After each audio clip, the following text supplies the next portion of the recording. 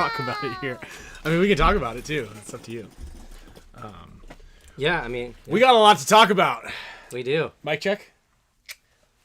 Oh, you're just check. Okay, good job. Yeah, I guess it's off season. It's off season. Kind of like. Oh, did you bring one of those for? Well, I'm kind of like a free. Do you have are those Tiger World shirts online? No, I need to put them. I'm just getting them back, so I had to count the inventory, but I had to ship everything back, like full suitcases. Yeah. 50, we shipped all of our inventory back from World Cup, and it has not yet arrived. Yeah, so mine just started coming in yesterday and today. Actually, I have like 8 boxes. Actually, speaking of which, because I know that a lot of people. Well, anyway, first of all, welcome to the show, everybody. It's Tuesday. I mean, we've got like a lot of stuff going on. Bam, we've got a lot of things going on today. This is, I mean, I think the juicy news. Let me just hit it right now. Is going to be dropping. Juicy. Okay. Starting to spill big out. time. So we've got a guest coming on the show today. We've got a guest. We tried to get him on last week, but it was unavailable. Decompressing, I think, is what the word was, and I feel that. I mean, I didn't like things didn't even really happen to Dynasty on a prolific mega scale like it normally does, and I still felt like I needed a full week of decompression last week. As a matter of fact, when I was just talking to Yosh, because we just had all of our Pro DNA collab gear bags. I don't know if everybody saw those at World Cup. Are en route right now. We're hoping to get them so we can get them up online for Black Friday. But I was like, man, he goes, yeah, what about this and this? Where are these things? I thought they were supposed to be here this week. And I was like, oh yeah, they're shipping like this the week after World Cup. And I'm like, wait a minute, it's 2 weeks after World Cup now. Yeah. I'm like, feel like I'm spaced here. But baby brain or something, I don't know. But it's kind of fast, and like there's a lot of stuff. There's a lot of stuff to do. And then we were like, you want to take like a couple of days to like relax, but there's no such thing. So I'm gonna exactly, Joey. You saw the Intel session, so we had our Dynasty Champions Club Intel session yesterday, where we also dropped a pretty significant discount code for the Dynasty site. So if you guys are getting that, I think it is expiring here pretty soon. But I recommend getting lenses because those are the hot commodity right now. But anyway, I was going over just me thinking about like, okay, so what we have first events in March, so we have 3 months off. We got the rest of November, December, January, 3.5 months. And I'm like, oh wait, I've got 2 events already scheduled in January. I've got every weekend in February pretty much booked. That sounded like something might have broken. Be careful in there. So February is the first week is Maui. I mean, it's, we're easing into the season. Yeah. Big game in Maui, right? Which is epic. Then from there is I'm going to be in France for a preseason event prep, I believe. Then after that is I'm going to need to decompress as it's over. Then it's unfortunately I'm missing that the France trip is over Camille's birthday. I did tell her that. She absorbed it, but didn't really she gave me pretty evil look. Because then after that, for my birthday is the following week, and I felt like a nice trip to Silverton, Colorado, which is at least a 3 to 4 day ski trip, snowboarding trip in this backcountry resort, which is just, it's been on my radar for a while. And then I kind of mentioned that to her, and that was like a pretty hard no-go. But I'm going to really bank on the fact that it's my birthday. I just can't hit her with all of that stuff at the same time. Yeah. Right? So I've got all that I'm thinking about, and we got all this team stuff that's going on. We've got other team stuff that's going on. The Houston Heat thing that was happening, the Tauntauns thing that's maybe happening, the NRG Elite thing, what's happening with the Blast Camp guys. We've got Connor Kelly went to Impact.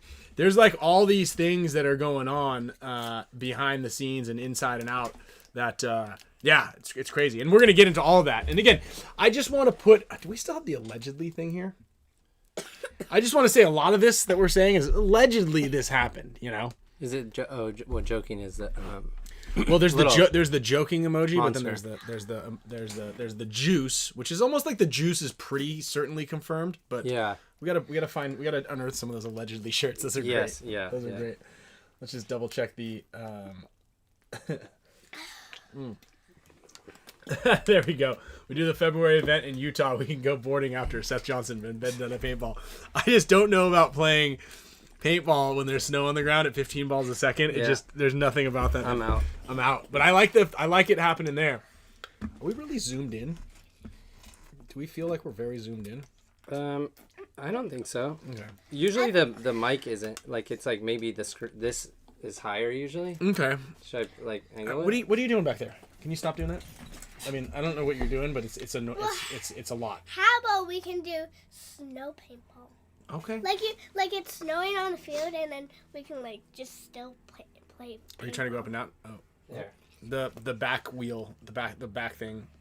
You turn that the knob, so the big knob, the big long lever, all the up. No, the longest thing on there. Aside from yeah. You twist that, and then that goes up and down. There you go. But tell me. No, we're good. We were good before. I think we're good. Right. That's perfect. Okay. Maybe a little bit this way. Yeah. Perfect. I think that's almost exactly where it was, but I like it. Makes us feel better when it's like. It does. I think we nailed it. I think we nailed it. So I wanna really quickly as we get into everything here. Let's just keep the liquids away from the electronics. But we put it back here next to your goggles. There you go. I like But the red one. And where'd you get that dirty water? I got it from the Purified fridge. water. I don't know who put that in there, but that's a. This is like the Mom biggest did. egg. I bet she did actually. So anyway, I want to take a moment to thank everybody who's a show supporter. Big shout out to Chris Sawtell, as always, for donating 10 memberships. So 10 of you guys just got a membership. I like the donation of memberships also, because it randomly selects people that are watching, and there's a lot of people that watch the show it does that do pretend that. like they maybe don't really, they show no love or no support. Yeah. And you'll randomly see their name in there, and you're like, I knew it. Yeah. I A knew lot of it. times, like some pro guys too. Yeah. So, Gotcha. go ahead. Yeah. Whenever you gues want to see who's in the chat, there's not showing themselves. Yeah. Show yourselves. Then just donate. See who gets exposed. And big shout out to Junior and Gina from BFPGear.com. It sounds like they're sacrificing some of their Reno vacation. They go on a vacation to Reno like every other day, I feel like. Or maybe they only ever call me when they're like, hey, we're on a trip to, we're like, we have a moment to talk. Yeah. But I want to get into all of our show sponsors and supporters. BFP Gear, it stands for Black Friday Paintball. It's happening right now. And they've got like this insane steel thing that's going on right now, and I botched it last week, so they decided, because they do support the show and they watch the show, so they decided, Ryan, we should probably send this over to you. So beginning actually, so they have the sale going on right now for select items. Not everything's on sale just yet, because it's all based on the supplier. They tell you, the vendor tells you when. But starting November 27th, so actually Black Friday, the day of, through December 31st is the holiday giveaway. They do this every year. So you get one entry for every $50 that you spend at either BFP Gear online, the Saks paintball store, their brick and mortar store, and or Extremes Paintball. That's the beauty of what they do also, is because they have multiple brick and mortar stores. They've got a paintball field. They love paintball. So every $50 you spend, you get a one entry and prizes. This is pretty cool. This is sweet. I'm actually going to send this up to the screen so you guys can see this. The prizes that you can get, one winner gets basically paint for a year. Dang. Right? So you get a case of paint a week for an entire year. Dang. So I'm gonna pull these things up here right now. That way I can read it. I'm gonna read everything with you guys. And then this will go. So this is the holiday giveaway. Oh wow, it's all the way up here. Okay, next up, you get one lucky winner is going to get a World Cup roster of Dynasty. So 9 signed. Oh, I thought you were getting like jerseys. the whole roster. Like yeah, we're all gonna come hang out with you for. We're gonna live with you. No, so you get a jersey from each player, signed jersey from each player. Then you get 5 winners are gonna get a HORMESIS hookup, which is custom jersey. So you get to design your own jersey with their jersey designer. Pants, dry fit, headband, and swag. That's an ultimate experience right there. There is an HK Army loaded gear bag. So you're gonna get a gear bag full of gear. 5 people will get that. Damn. So it's like a full gear bag, goggles. It's full of stuff, right? One person is going to get a custom Field One Force waffle, Signature Series waffle one. There's only 100 of these made. What are you doing? What on earth can you possibly be doing right now? One person is gonna get, so it's gonna be a raw body that we are going to anodize for you, and it's your own custom signature series force. Then one winner is also gonna get a 1-year membership to the Dynasty Champions Club. Dynasty Champions Club is the sweetest deal that you could possibly get in paintball, outside of winning one of those things, where we give away monthly gifts. There's intel sessions. We give away a ton of stuff, and it's just all around a great time. So one entry for every $50 that you spend, and yeah, so November 27th. So if you're gonna wait to buy stuff, buy it then. Okay, so now we got BFP gear kind of out of the way. We also want a big thanks to Pate Smith Law, big supporter of the show, big supporter of paintball in general. I think all of that is pretty fantastic. He's an awesome dude, and he can be your personal lawyer, especially if you guys have any insurance claims. Yeah. Navigate the perils. We're literally going through contract stuff right now, and just don't really know what herein means. Like, it just doesn't, where to and herein. Like, those are words you just don't use. Okay. Yeah, and if you're going on like a date or something, you want to be able to say like, I should check with my lawyer about that. Yeah. You can have. It's just all around a win, right? Then we got Gen X and Gen X Global. We've got a bunch of pods that we've got to give away, custom pods. They're doing it right. They got Kendrick now working over there. He's the man. He's awesome. He's such a good dude. Yeah. He's great. They just dropped a little gear bag over there as well. They've got a ton of Black Friday giveaways and things going on. So make sure you guys check out. All the links are down below too. Yeah. Also, yes, and in the show notes. And also Steve Segovia, absolutely. DCC gets first crack at a lot of things. Joining the pit to help us in the pit crew. And also first crack at when those HORMESIS bottoms come out. You guys are going to get those things. And that's right, Kendrick. Best pods in the game. That is undeniable. Mm-hmm. Right on. Then we got the boys from NECTR. If you guys win anything, shout out to Nick SLOWIAK in the house. If you guys win anything on the show, you're getting a NECTR puck. Just know that they are non-nicotine. So when you guys open those things, or if your wife sees you or your mom sees you, and you're like, hey, no, this is not what you think it is. They're energy nootropic pouches, and they do make a difference. They're a nice little zing, and it's pretty cool. Those guys are awesome. Also, just got into Walmart's, and congrats. Let's give these guys an air horn. I did. Yeah, isn't that rad? Congrats to the NECTR boys. All right, so here we are. We're back. I guess we should kind of just jump into while we're waiting for our first guest. I also want to, Kyle. This is an exciting one too. Here's a little air horn right now. We just hit 40,000 subscribers on the YouTube page. We've been hovering around 39,000, like 954 for quite a while. So thank you for those of you guys who that farm in India that I hired to, the cell phone farm in India that I hired to boost us up over 40,000. Thank you guys. And thank all of you guys who are watching from your homes, your work, your school, wherever you are right now. We really appreciate you guys. So make sure you drop a like and a follow and a comment, and possibly even like, just drop it. Just drop something. Subscribe to the show. Hit that like button.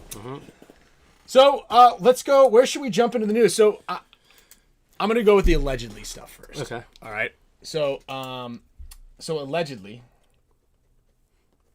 Okay. Allegedly.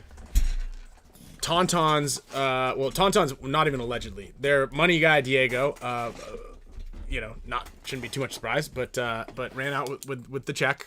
Ran out on the bill, but and just couldn't commit to that end. And the Franzes were financing the remainder of the team. The Tauntauns definitely put together a very, very stacked roster, and did incredibly well this season. They had a first showing, I think, was a little tough, but I mean, if Axel doesn't slip in that finals in Atlantic City, I think they win that event.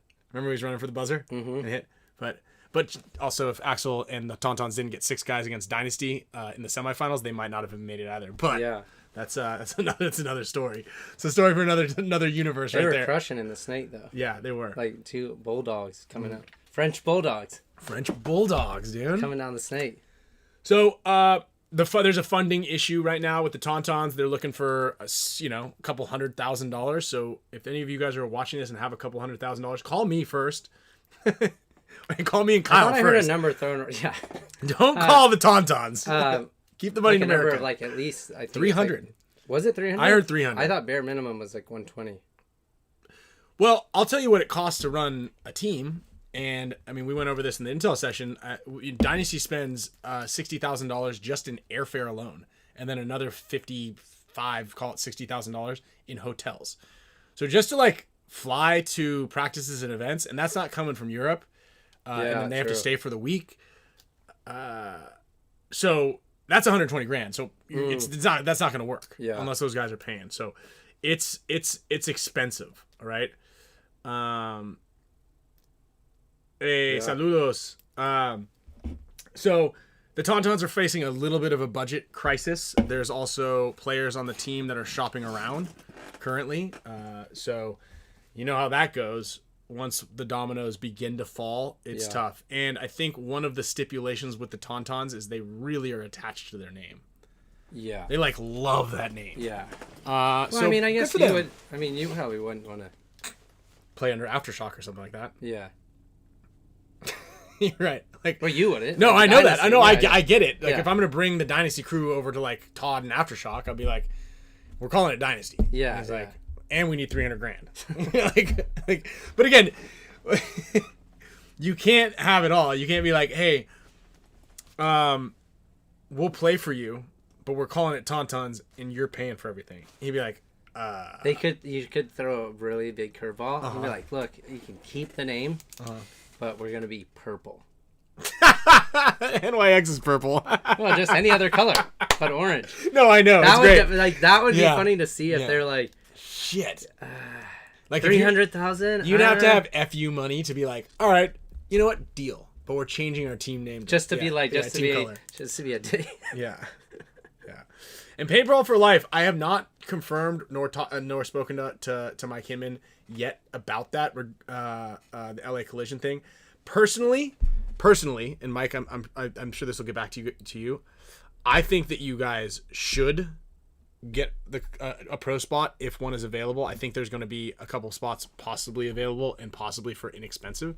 I think that your guys, not only do your guys have what it takes to be able to play pro, despite them having that World Cup hiccup and the slow start to the season. I think they had a fantastic season. I see how hard those guys play and train, and Mike obviously has proven that his system works and he can create a team. Sure.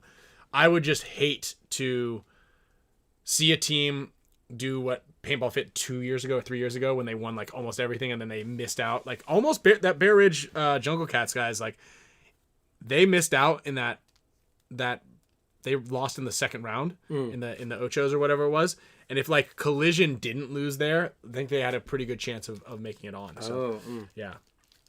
Chris Sawtell, the average cost of a pro spot, I mean, there's been deals where one was sold for $50,000. I think $30,000 is kind of there. But again, I feel like I think it dilutes it because there's a lot of like wishy-washiness or teams combining. I mean, well, I guess we can go into the other one, which is Energy Elite, right? Yeah. So I mean, we'll talk about all the teams or the teams that we know of who are on the block essentially. Do we cover all the allegedly stuff? Because I know we no, okay, not all right. close, So let's. I guess we'll go. So Tauntauns allegedly, not there next year, but again they could be. It's not a guarantee. Yeah. It's just word on the street is there's some funding issues. There are funding issues going into the end of last year. If you guys are privy to the Intel session information, I did give a candid story on that one, which is Intel session people only get to see that one. How do we have, and then, so what else? Then the Heat thing. So I think Virgil from Blast Camp was going to take over Heat. Then something happened there, and now Alan from NRG is allegedly taking over the spot. I think they saw the coach of Arsenal is Chris Jensen from Arsenal.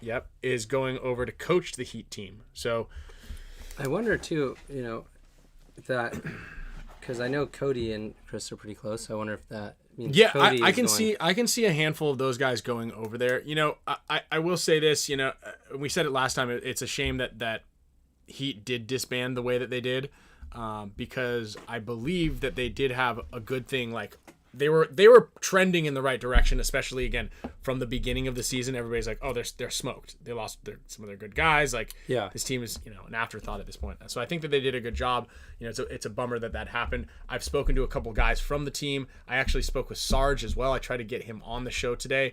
He respectfully declined. But he, you know, he said it was a great run, and just it's time for him to do something new. So I don't know. And it was And no, I think Dark Side of the Moon, I think the NXL and Heat, the two of them together, it's not like a one without the other. I think Sarge is still an owner in the NXL. I don't think that the NXL is a profit-making machine, despite the record numbers and all this stuff. I think that there are a lot of expenses that are incurred. So, yeah, I don't know. And yes, what's up with Mishka, right? Yeah. I did see on Will Ball for Soup's page, it was like something a little excerpt. Well, one, okay, two, so we can also talk about this. I haven't seen anywhere, but confirmed that I guess Connor Kelly to Impact. Yeah, jumping from allegedly to that's more than allegedly, I believe. And then good for him, man. I always tell people. So we've been also talking to numerous players, and I'm gonna always say this: like, get paid. We talk about this. Like, if you're gonna get a life-changing amount of money or something that's going to better your personal situation, take that.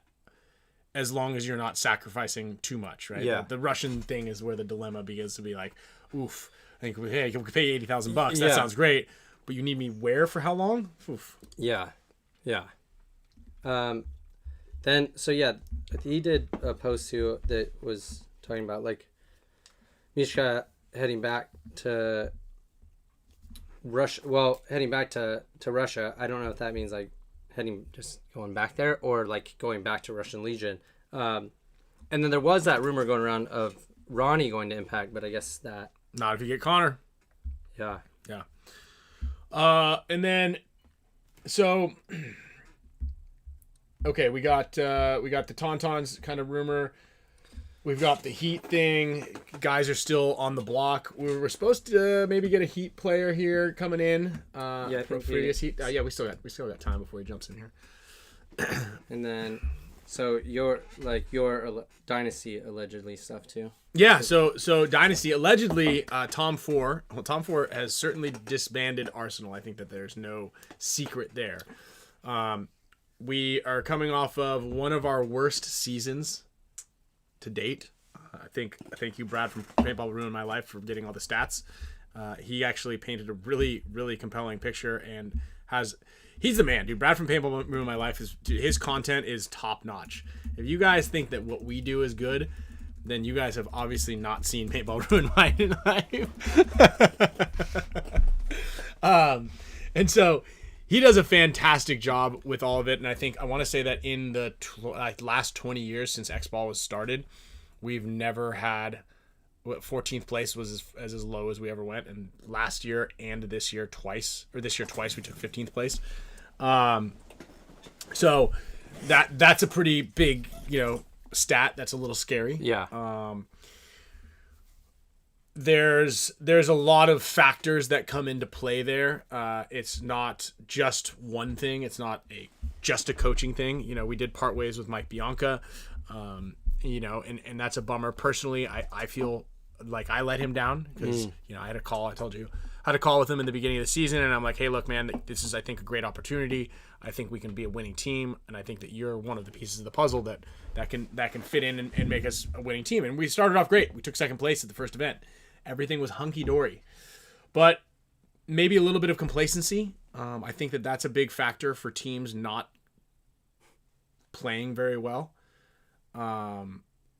Is when you have a roster and there's not a lot of competition on the roster, or you're not competing against each other. Maybe that's it. Maybe ego. Yeah, you're right. Maybe ego got on the way. You never know. It is tough to say what the catalyst was, and it's, again, not any specific one thing, but I think it's a lot of things that are just just combined to lead to a really dismal season. So there's certainly going to be changes in the air. One of which is a potential partnership with Tom Ford. I mean, I don't want to even say potential at this point because it's not really quite allegedly, but it's very close to being confirmed. And by close to being confirmed, I mean like just we're at a handshake deal at this point with lots of discussions. So I love Tom, dude. I think, and you kind of played for them for a couple weekends. Yeah. But dude, he's an awesome dude. He's been on the show. Too. I was like, Tom's awesome. Yeah. And this is something that Dynasty also takes into consideration, and it's unfortunate the way in which it did unfold. But the tough thing. Okay, cool. The tough thing is whenever you make a move like this, you got to think of the collateral damage, right? And there is a significant amount of collateral damage that occurred from this Arsenal thing. But actually, I'm gonna put a pin on that for a second, and we'll just pause. Yeah, we're gonna pause that because a couple of you guys are asking too. Like, yeah, there's a lot more to this, but we only have our next guest here for. You guys are yelling at me in there. Just a second, but we'll give you some. Oh, so let me get allegedly. Let me get our guest here on the projector, the NECTR projector here. Should be jumping in here. Where's the zoom button? Hey, what up, dude? You might be muted, but I can see the determination in your eyes. Is the mic for that on the bottom? But we would be able to hear him through here. Hit the volume on your computer a little bit. Oh no! Wait, talk again. Yeah. You there? Okay. Yeah. We can barely hear you, but here we go. Oh, hold on. Give me 1 second. No, we're good. It's good. We're good. Okay. Just phone horizontal. No, that's fine. That's good. All right. I can put him there like this. Yeah. It's good. Boom. This might even be a little bit better. Moorhead, what's up, dude? Not too much, man. I'll tell you what, off seasons when you're a free agent are weird. I don't like it. Yeah. Somehow lasted 23 years without having to be one. So, yeah, that's that the first. nice. You're new to that. I don't like it. I don't like it. It is very stressful. I mean, especially this one, because it's not that you're not like a free agent by your own choice or because you got cut. The off season is really tricky right now, especially because there's the top 3 or 4 teams don't really need new guys, and that's what makes it like really. It is a really a tricky one, right? Typically, there's like just a shiny object dangled in front of your face. Like you want this. So you guys, it's in this. We're in this kind of strange thing, and I know it's got to be extra tough for you guys because all of you or most of you guys are in the same boat. Yeah, man, we were just kind of talking about it right before you came on about like the fallout and the collateral damage that occurs as a result of a team disbanding, because there have been essentially 2.5, possibly even up to 3 teams that are going to be in the same boat, and they're all 3 top teams. Yeah, I think that's a rarity. Mm-hmm. Usually one person leaves here, one person leaves there, but when you have whole teams disband, you have such a wealth of talent that suddenly gets dropped into the pool at once. Mm-hmm. And like you said, a lot of teams are set. I think you'll still see some small moves here and there. Mm-hmm. Even the top teams, everyone's trying to, not just stay complacent, trying to figure out any way. You want to build your team chemistry right. You want to do anything you can to get that next advantage. So I do think there's small opportunities across the board, top to bottom. But definitely at a year like this, there's a lot more change and a lot more uncertainty, and some of the first pieces that kind of sign or decide what they do, if they're big enough names, kind of dictate the rest of the market too, and where other pieces will land. So it's like a half waiting game, a half people calling, trying to convince you of one thing or another. It's just tricky. Have you spoken to Adam about bringing back Frank and the All-Americans? Like we need. Yeah. I think it would be prime time to do that. People would be pumped. We have a new gun coming out. But I think financially he's kind of over that stage of his career. I mean, the nostalgia on these other teams. Joy Division comes back, whoops our ass, And then you got the Tauntauns are still in it. You know, like it's almost a time for Adam to dust off the. He's still got it. I think people would be pumped. Yeah. I don't know if those guys aren't the ones dusting it off. What are you talking about? True. True. So you know, with whatever, how much ever you want to talk about it, I do want to. I mentioned I did speak with Sarge. I tried to get him to come on the show, kind of like tell his, not just his side of the story, but just kind of tell his experience with Houston Heat, right? Because I mean, you guys were a powerhouse team for nearly since inception, you know, and we mentioned like you guys had all things considered, a pretty darn good year. Yeah, be completely I think serious. especially considering, you know, you have a 45% roster turnover. Yeah. And you bring in younger guys who aren't proven or haven't won on that level. Mm-hmm. And, you know, I don't know what we finished 7th, 8th place, 6th. I don't know. But whatever it was, it's like, it's a disappointment for us. But I do think, like, looking at it from the outside, that's a successful building year when you're retooling like that. Mm-hmm. I agree. And I would have, you know, it's sad to know that, you know, all the friendships and stuff, it's never going to be the exact same as that, right? And I would have loved to see what we could have done with the same group of guys, obviously, next year. Mm-hmm. And we're looking at the win count thing here. I was on on this. I wish Rusty on this site would show. The thing about it is like we obviously missed 2 Sundays this year, which isn't good. You know, we got a 3rd place. We lost in the 2nd round at World Cup.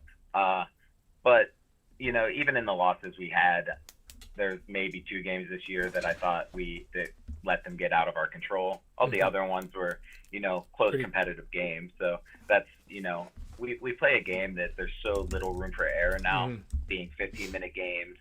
People try to mitigate mistakes across the board, and it just turns into like, you know, one bounce can lose you a game, a bad call, a bad move, a wrong decision, and there's so many nuances that can do it when you're constantly competitive with any level of team. Unfortunately, we also, I think, play down to our competition sometimes. Lucky enough to have the, you know, skill set and determination to pull out most of those wins. But at the same time, we did play down. So we kept games that we should have, you know, had in hand closer than we should have. And I think we played above our weights in some respects too. Yeah, I mean, speaking of the choir there on that one, man, but I think in our case, in Dynasty's case, we weren't able to pull it back a lot of the times. And it's such a. You guys also did early in the year. You guys had some good comebacks and stuff like that, but you know, this game is so mental in the aspect of you need complete belief and confidence that something's going to work, or you'll make the wrong decision, or make it a little slower, or just the luck doesn't go your way. And when things go well, they go really well. And sometimes when one little bad thing happens, it you know, snowballs into what seems like a lot worse. But it all stemmed from this one little fixable thing. Well, that's right too. I mean, it's funny because there's so many different variables. You touched on that in this sport, which is one of the things that makes it so great. Is like everybody has the ball, right? But at the same time, that makes it so hard because everybody has like a direct effect on the outcome of the game, which then could go in your favor, which it has in our cases quite often, or not, as it also has in that sense as well. But even in that, like, you know, if you have 3 people on the field looking for every opportunity, right, you're going to be successful some of the time. But if you have 5 people looking, you're creating your own luck in a situation. It's not about like, you know, it went our way. It's no, we had everyone believing in it, knowing that it could happen. So they're actively looking to be the person that can make that happen. And instead of looking, you know, worrying about making a mistake and getting sacked or not playing the next time, you have people actively looking on how to win the game, right? And instead of how not to lose it. And like, as a detriment across the league, I think more players play to not lose over to win, and that, you know, mitigates your potential. For sure. I don't know. No, that's very well said, and it's like I try to explain that a lot too. Is there was this like sweeping tactic that kind of came around, and I don't know, it was like the, you know, those what was the AC Diesel originally guys, those guys, AC Dallas and those guys, like they played that like no mistake paintball, which would kind of get them to the finals a couple times here and there, but it's just like one small chink in the armor and the house of cards falls down. Yeah. Right? I don't think you're allowed to say that anymore, Ryan. Ever since Jeremy Lin, dude. Yeah, you know what's funny is right when I said that, I was picturing the cover of that magazine. Oh man, way to make it! Yeah, Trump's the president. You're allowed now. Well, we can just edit it because we're not live. Yeah, No, you can't edit that. That's no, perfect. you can't. That's you know, but it's actually interesting, and I'm glad that you said that too. And it plays into kind of your play style too, and it's so funny because I'm always like, you know, it's like Alex FRAIGE and I we don't ever think like that. It's like you got to try to figure out, well, how are you going to win the game? Like, don't play to not lose it. You got to play to win it. And sometimes playing to win is And if you play to win, like sometimes it's just don't make a mistake in this scenario. But like you need to know when to like press it a little bit, which is actually interesting because how do you? Let me ask you this, because it seems like a lot of times your role on Heat is like, okay, where is there a hole? Generally, it's up front, right? And they're like, hey, you're gonna play the number one on the snake this point, and then you got to run over the Dorito side the next point. Then you got to play the number two over here, and then you got to back over the Dorito side. How do you manage that for like just kind of being the? I have a unique perspective of that role. I don't think that. First of all, I think there's like two styles of paintball players, right? You have like mathematicians and you have artists, right? If I was going to break you and Oliver down, like Oliver is more of an artist, you're more of a mathematician. You want to do things the right way all the time, see all the details, do that. And Oliver kind of let things, he liked, you know, setting game plans up around certain moves, things like that. But he trusted his instincts more, and which led to bigger mistakes. Like, right? I always thought you were a lot more, your highs and lows didn't differ as much as this, right? Like when he was playing bad, he was playing bad. But when he was playing great, he was playing as the best player in the world. Yeah. And that's just more like, that's the way I always kind of approach paintball, man. When I started playing when I was 12, it's like I went out there and I was like, no, this is fun. This is the same thing I did when I was 5 with BB guns running around. You know, it's letting, like, naturally I want to be aggressive. I want to see openings, and I don't look like, I think when other people break down moves and the way a game should flow, they look at it and say like, oh, I want to go here. From here, I want to work into here. From here, I want to work into here. For me, wherever I'm at, I just look. It's like, yeah, ideally, I'd like to be there, but there's 1,000 different ways I can do that, and maybe there's 500 other things that might be better if that opportunity is given. Even sometimes in like meetings and stuff, teams will want to break down. You can break down the basics of what you think teams will do, and that. But like, if you have 5 players in the same 5 spots, it varies completely just based on their play style. So I could be like, these 5 guys are in these spots, but am I playing against people that are like heavy gun battlers? Am I playing against people who want to live? Am I playing against someone who wants to get a quick dominance in a gun battle just to move?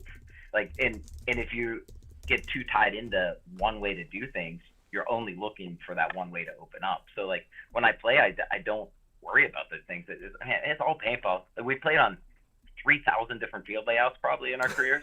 It's every one's different. Every time you go to the same layout on a different field, like an inch or two changes so much.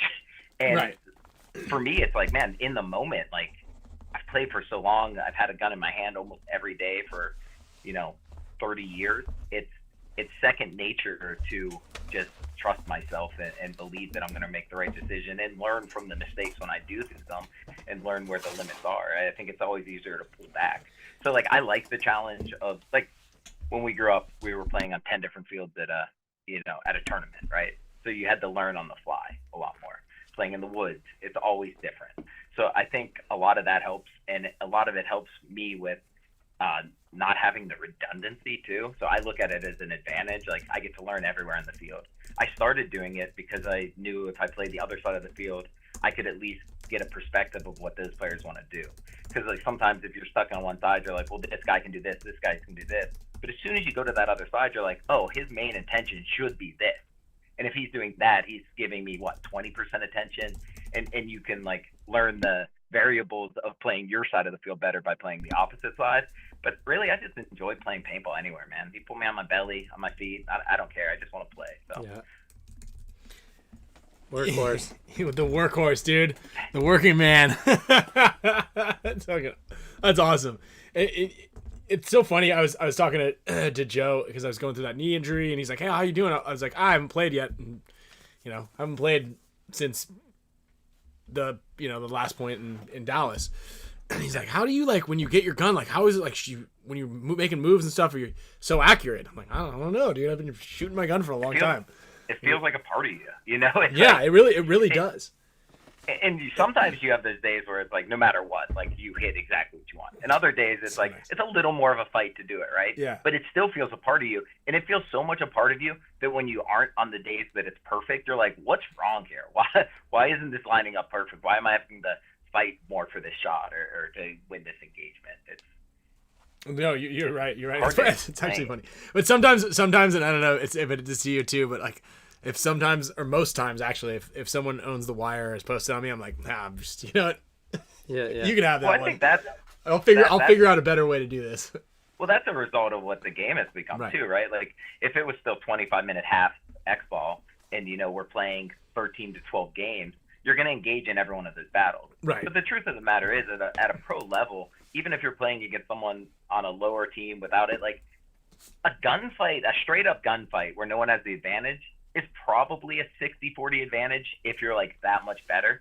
So that coin toss isn't worth it unless the game dictates that it's worth it, right? If you're in up body situations, it's not worth it. If you're in even body situations and the score's close, it's not worth it. Now, it's great. At the 2-on-5, it's perfect. Anything's worth it, right? You want to pick and then do anything you want, which is why you see people even teams in general, when they get down 3-4 points, they try to play safe. Then all of a sudden they, have a 3-4 point comeback. It's because they're taking all those chances and they're engaging. But every one of those is a coin toss too. So if you lose one, they all topple, and then you can, get mercy roll. Yeah, you brought up such a high level idea and concept to playing and engaging, and it's so funny because we'll coach that. It doesn't matter what level you coach it, whether it's on the divisional level, which is much harder for people to get the concept and the idea, but even on the pro level, people make this mistake of not understanding what those statistics that you just broke down, and even if they're not it's not perfect math, but it's just understanding where you are in the game, right? And I want to point out, when you're the 2-on-5 is when you're down on bodies, engage in everything, score dependent, because your odds of winning that point 2-on-5 are so low as it is that you may as well try to go it. I mean, just so everybody knows, but it's possible. I know I've won 1-on-5s in tournaments. I'm sure both of you guys have. It's there because you're willing to take it, and there's no downside, right? So you just sitting there not engaging at that point in time is a deficit to your team. It's killing clock. It's not giving them the opportunity to win. So you're draining clock to lose the point guaranteed, where, man, give me a puncher's chance. And sometimes that's the best situation. It's I can do no wrong here because it's a no-lose situation. Well, it's great until everybody figures it out. But I believe that not everybody's going to figure it out. But people can figure it out, but it's a mentality more than anything, and that's not something that you can necessarily just second nature do. It has to be kind of in your nature in general to think that way. Well, I meant when all teams figure out that that's what someone's going to do. We figured it out. We figured it out because of you. The call used to be Moorhead.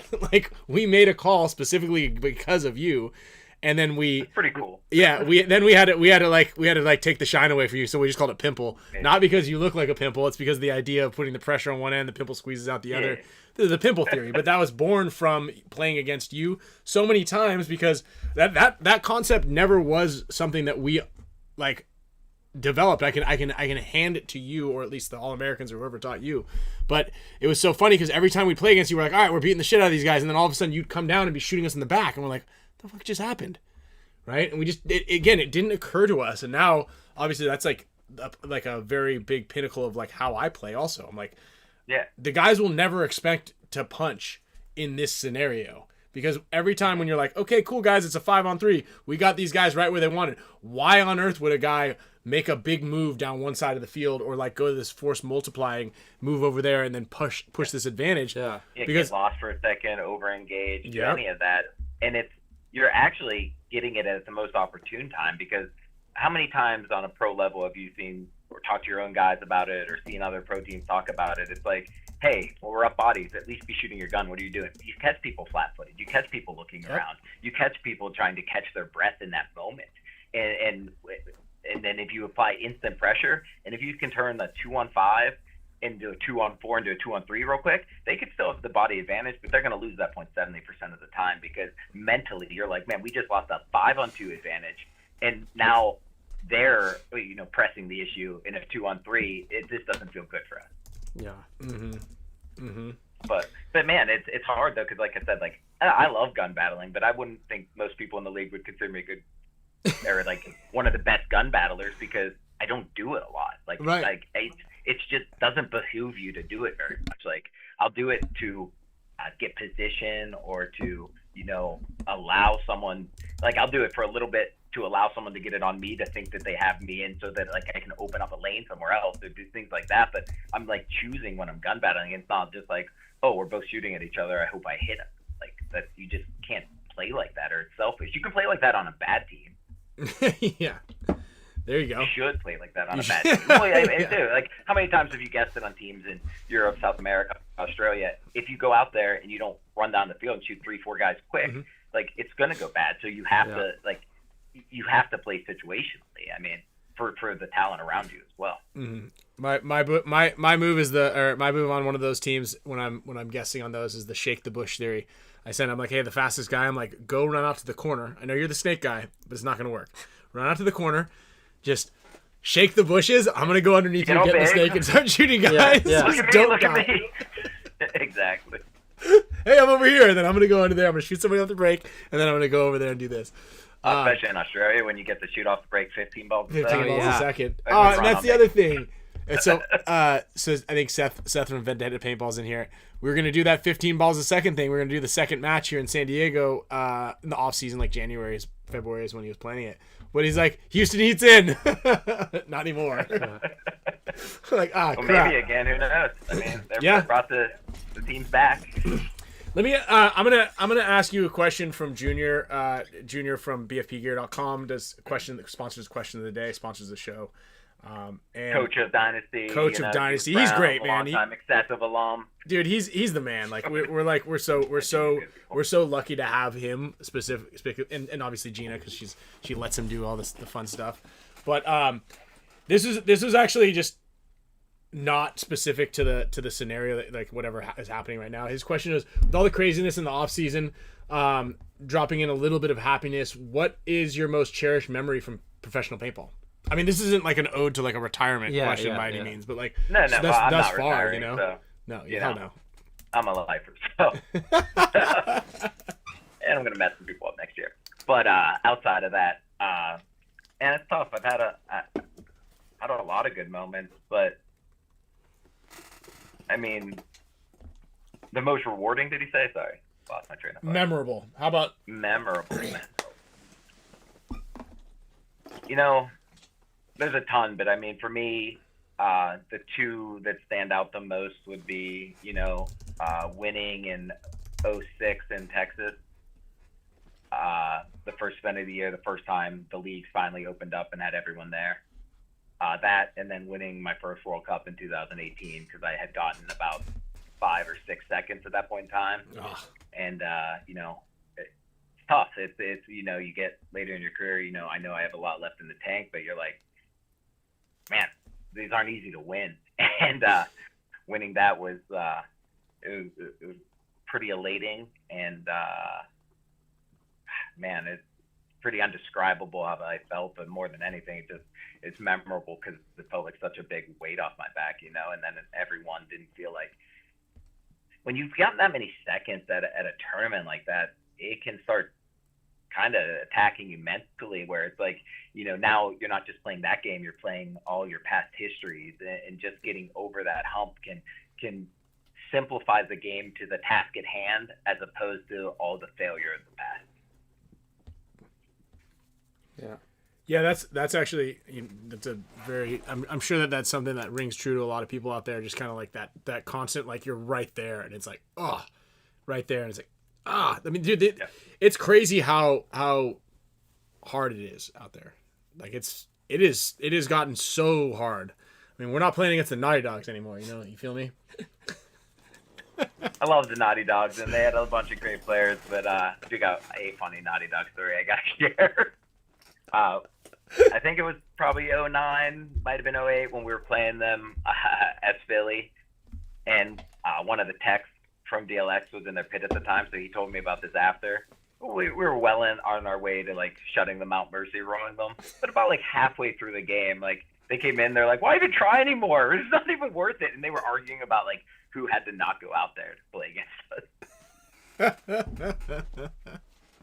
That's how you win. I mean, back then you could win before you stepped on the field, and all the teams have gotten a lot more confidence in the ability to win a game now, which makes every game a threat. But once again, that I don't think it's as big of a skill like change as it has been. I mean, obviously, as time passes, like the skill level goes up across the board, though, right? Mm-hmm. So I think it's more of a dictated by the game itself. Like I said, it's such a short game now that we're winning 2-1 games, 3-1 games, 3-2 games. Yeah, so that's a puncher's chance kind of field, right? Like it really is. You drag a 10-minute first point out, now that game's in anyone's hands, right? One bad call, one bad move, and then a win gets a team of confidence to know, or even like losing to a team like Dynasty or Heat by 1 point gets a young team to be like, oh, we can hang with them, right? Mm-hmm. And that belief will make them hang with you better. But if we were still playing long games before and you could drop a couple, like 22-2 wins on teams, you break them. You break them before they even step on the field, and you break them when they think about having to play you, and it's over before it starts. And that's not what the game dictates anymore. I don't know how that would shake out if we played a different format. Yeah, I mean, there's a lot of this push for 3-on-3, and you're right. Actually, I never even thought about that. How the skill level, and I guess there could be there's a devil's advocate to that. Like, oh, the skill. Well, you just need to be able to coach it well enough to not let your guys go into this. I love the idea of an offensive, like a possessional game where the team A has, to call it 4 downs just because we're in football season. You have 4 attempts, max of 2 minutes apiece. So you got 8 minutes to try to score a point, right? While the other team's on defense. So the viewer knows what's going to happen. All right. And then you just bring it down to 1 minute points, or 1 minute in between points. Because you already have a package. Like, you already know what the game script is going to be. It's like, hey, we've got here are the first 4 plays that we're going to try, because I already know what we're going to do because we're on offense. If we score it the first time, then great, we're on defense. And now we already know what our defensive plays are. And you just kind of like, and you're always guaranteed like a crash of some sort, right? You're guaranteed excitement. A lot of different formats like that. That makes sense in a sense, but I would also be sad if that's the only format there was, right? Because I think in essence, paintball is a child's game. Same as football, same as any sport, but it's a combat sport that, it's everyone against everyone, that your responsibilities are all encompassing, right? It's not super specialized like football. You have to be so well-rounded and multifaceted and fast thinking and fast reaction times. And the more you take away by specializing rule sets, I think a little bit of the fun of actually playing it becomes like, I would be all about it if if this league we played in, we had, that might've been the format for one, and then another, and it leads to a world, or the series is now, this team was good across all these different formats. And then the World Cup is still played in like the traditional sense that I think paintball was meant to be played in. And I said the same thing to Oliver, at Cup, talking about the duel. He was like, hey, this is the future. I went, no, this is a future. This isn't team paintball. And like the team aspect of it is much more appealing to me than the individual aspect. And I went, that's fun. I think it's sustainable on a field level to do it. It's the ability for sponsorships there for individuals, but that's not paintball. That's watching one-on-one basketball. That's watching a dunk contest. That's watching something like that. You still want to see the ebbs and flows and the natural trajectory of challenge, which is why, like, 7-man and 10-man, even though we played like one game there, you saw like the flow of a game change with a body. Now one body means so much on the small fields we play on, but like everything that we take away from that kind of takes away from what paintball is at a base level. Yeah, I mean, I'm not a huge fan of that. With that said, though, I do like those kind of weird niche, like tactical styles, because we did like the pre-2025 season thing down at Giant. Marksfield, Giant, and we tried a bunch of different formats, that had, things that we were supposed to do, whether Attack it was and flags defend. grabbing, Yeah, there was like those attacking, flags. defend, buttons to push, things like that. And man, they're fun to play. Don't get me wrong. Like, I like having an objective that I have to do, because it changes. It makes it more varied. Like, it's not like I only have to, shoot these guys and I win the point. It's like, oh, I can win without doing that. Like, you could almost go on the field without a gun and win some of these. And they were fun to play, but man, would I have spent 23 years playing at a attack and defend or a button pushing game? I don't think so. Maybe probably because I'm psychotic, but hey, but I don't know. Yeah, with all due respect, yes. I mean, the answer is yeah, sure. Like, I mean, whatever you guys, we're the dancing monkeys. You just throw us the bone and whatever you want. Ask us what we think, and we'll tell you whether we like it or not, and maybe something will change as a result. But for the most part, yeah, we'll do whatever you guys say. But I do think, like, the more we go into, less people on the field, whether it's 1-on-1s or 3-on-3, or, even when we shorten the games, rosters can be shorter now. That pushes people out of paintball that wouldn't have wanted to get pushed out of paintball. And it's a problem at a divisional level, too. That's it. Like, I even look at, like, the APPA rankings and stuff, and there's a reason they do it, so there can't be sandbagging and things like that. But on a local level, if you don't have any aspirations to ever go play semi-pro or D1 or whatever it is, it's like you still rank out of being able to play local. So, like, I would like to, and that doesn't make people go, oh, I got to try harder and do this. It's like, no, this was their hobby. So now you're not giving them the outlet to do their hobby at anymore, and you're losing participation in the thing that we love. So, like, I would like to see a change at that level, that if you hadn't played a national event, you can't rank out of the division you're in locally without having played elsewhere, right? Sure. So now you're not forcing people to give up paintball. And how I got on that tangent is, like I said, going to a 3-on-3, now rosters are going to be 4 or 5 people with the same amount of owners, the same amount of teams, because the sponsors have so much sponsorship to go around. You're pushing people out of our game that love our game. Yeah, and I mean, but I also understand it on the other side, where, like, it's so much easier to find 2 other guys that are going to commit, right? Like, one of the biggest things, I mean, I think that you and... It's easy to find 2 other guys that will commit. But yeah. Is it easier than finding 5 sets of 2 guys that commit? Because that's the difference.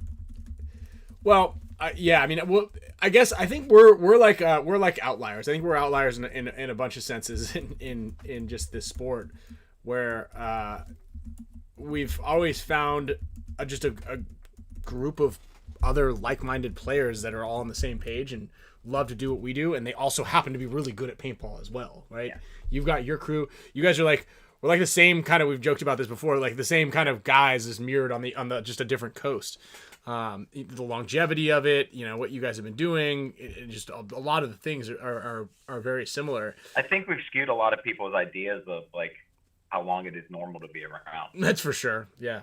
I mean, how many times have you've gotten the conversation when you're like, oh yeah, what's like the life expectancy, or how long can players play? I'm like, I actually don't know. I might be like the longest playing guy at this point. Like, great question. I'll let you know when I'm done playing. Do you want the average that people play, or? Cause, like, but here's the kicker: I really don't get paid to do this either. So, like, that's the real kicker.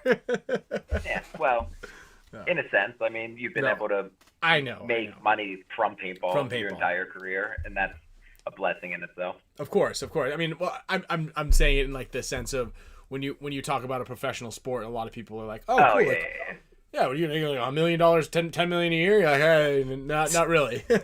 Something that's close. why when it kills me to say when some people are like, well, paintball players aren't worth anything or worth anything. I was like, no, you're worth what people would pay you for one, because they're getting the enjoyment and the entertainment about being able to, compete and watch someone compete and be a part of something at the highest level. And that's only possible in a few areas.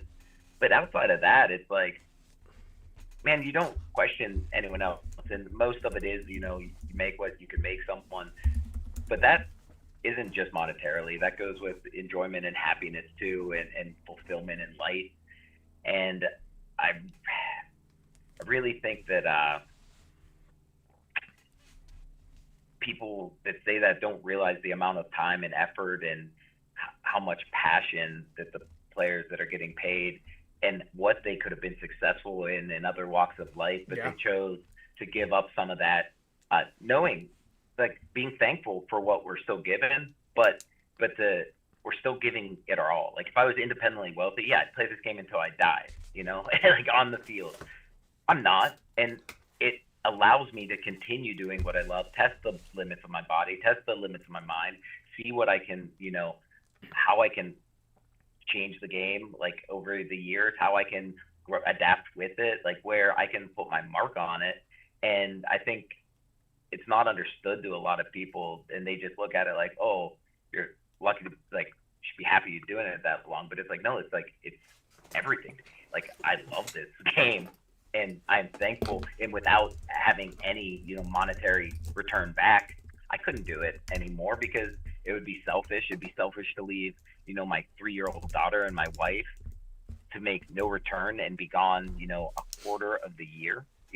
You give up a lot to do it. So to say, when people make that argument, it does kind of hit a nerve. Like, for sure. Speaking of which, how does your body feel? My body feels great. And I'm not even joking with you. I don't know why it does, but I'm thankful for it. I have good genes, and I feel like I recover like I'm 25 again. Yeah. Your elbows? Yeah, your elbows.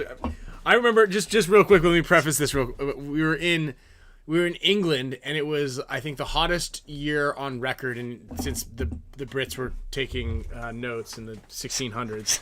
It was so hot that the ground was cracking. There were like fissures in the ground on the field. They weren't small cracks either. No. Like, some of them were an inch or two wide. Like, you could put your foot down them. Like, someone dropped their barrel into one. It was bad. It was like cement. It was like playing on cement. Yeah. And uneven. That was the first.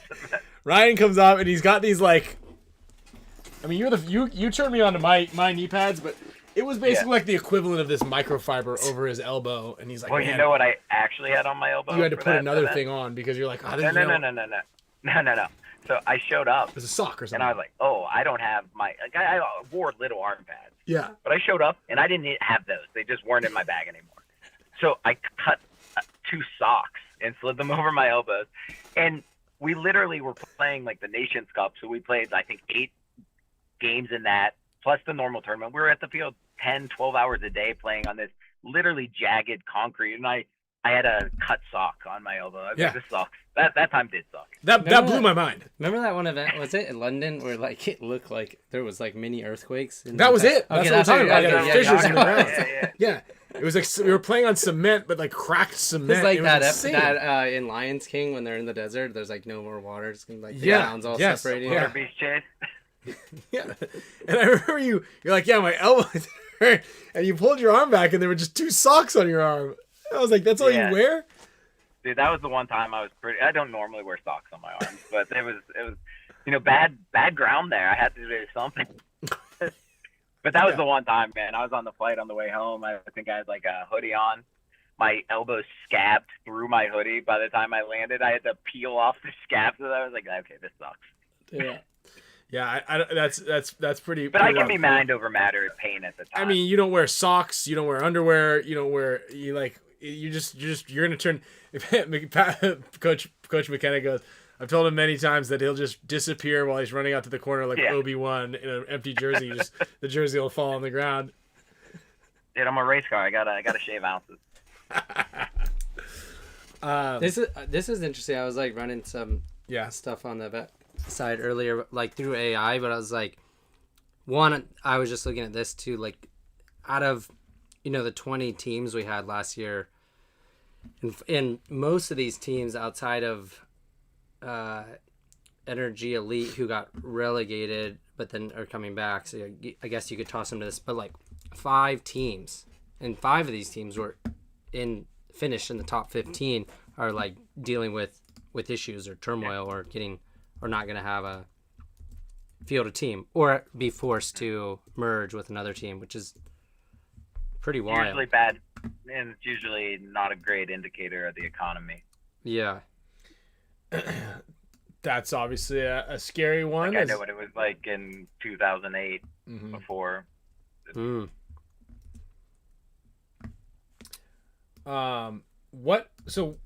I mean, it might be too early to tell, but like what are your plans, or what are you looking to do for next year? And I've had a lot of good conversations with quite a few team owners, and I don't know where my heart's leading me right now. I'm 100% gonna play. I just have to think about it. Normally, like I said, it feels awkward for me to be a free agent and not know what's going on right now, but I want to make sure that I make the right decision for myself. I don't usually try to decide on things for myself. I usually decide for a group a lot of times, and at this stage of my career, like, I am a loyal person, so wherever I go, like, I want to be fully committed to, and bring winning back or build a winning culture there. And I'm not looking to jump around a lot over the next year, so I want to make sure that wherever I decide on is the right decision. Yeah, that's good. There you go. Yeah, Be patient. Obviously, Hard, though. Yeah, it's hard because you got to wait for the dust to settle. You want to make sure you make the right decision. I'm very much like you, where I've not experienced that off-season kind of woes of uncertainty, but also like you, wanting to stick with your guys and like kind of want to make sure that like you're making the right decision. But it's got to be such a tough one, because you got to make the right decision for yourself, like you said, because you have a family, as well as your like what you want to do, so your heart's in it, right? And we kind of the hard thing really is that like, a lot of times, like, there's times where it's like an easy decision, all the pieces line up, but like all these situations that I could potentially be in next year have a lot of enticing possibilities with them, and there's also some uncertainty and downside to any of them, right? So it makes it tricky, because you got to weigh the goods with the bads across the board, and every one, it feels like I'd be screwing someone else. Yeah. Yeah, that is tough. I mean, that sucks, man. I'm sorry that you're kind of unfortunately in that situation. I'm sure that you're gonna be fine. I see that you're gonna be fine. Luckily, you love to play paintball. Luckily you have a really good outlook and attitude on everything as well. So that's always good. Are all the guys kind of planning to keep playing next year? Yeah. Is anybody planning on retiring? Not that I'm aware of. Everyone I've talked to, no one's for sure what they're going to do, but everyone wants to keep playing and doesn't feel like their story's ended. Yeah, sweet. That's interesting. Someone asked a good question. I never really thought about it, because I figure you would. This is a little off topic, but they were like, has a semi-pro team that's ever won the pro spot not taken it, and like, but I feel like if you don't want to go up, you would sell it. Yeah. Right. You can't do that unless you want to disband, because if you win the pro spot, you're ranked pro, so you couldn't sell your spot and stay semi-pro because you got ranked out of it. Oh yeah, that's so right. You'd at least have to split up. Yeah, because I mean it's tough. It's tough. Because someone was saying that the BR team or Jungle Cats, I don't know, it's rumor, but maybe they're not gonna go pro. I think they are, because they have to. They have to. All the guys are ranked pro. Well, I mean, unless they disbanded. I did break the news to them at Iron City Classic last year that that's not a possibility. So they know. Yeah. No, we'll just dominate in semi-pro again. Kendrick was just saying this. Yeah, they wouldn't be able to compete under the same name. Well, they definitely wouldn't be No, able not as the same group of people. No, yeah, not even the same group. Like all of those guys would now be the pro on some semi-pro team, which Yeah, you could be they'd be ranked low enough in numbers because they do it on like a scale now, not just pro, semi-pro. okay. They could probably have like 2 or 3 of them, but I don't know. Yeah, I mean that's a tough one, dude. Right now, there's just so much uncertainty in the industry as a whole, right? It's so difficult to decide what you're gonna do. Obviously, paintball is a very expensive sport to play for everybody across the board. Whether you're an owner of a team or you're on a team that's trying to go pro or just got the pro spot and you're like, shit, how do we afford this? But I want to say props to all the teams out there who, I mean, leverage good showing at World Cup. I mean, they smoked us in Dallas also. Great job for them. You know, I think that last year when PB Fit and Blast Camp, was it last year or 2 years ago, when both of those two teams came on, you know, Blast Camp started off really strong. They bought their way in. 3 years ago, maybe. Yeah, maybe all the years, as you know, kind of like when were we playing against those it was PB this Fit decade at kids? least. Yeah, but you know, and like look at PB Fit. They move up. They put the hard work in, and they are World now Cup that year. They won World Cup that year, and then they went on the run. They won the series, you know, back to back. So my advice to any of these semi-pro teams that are coming up is like, you know, and the Sea Dogs too, right? They bought their way in and they came in strong. Strong Those team. guys are sweet. So They're cool dudes too. they're really cool dudes. I'm bummed that some of their guys weren't able to make it out. You know, the team's going through some things with their players as well. We're gonna talk about that in a later episode.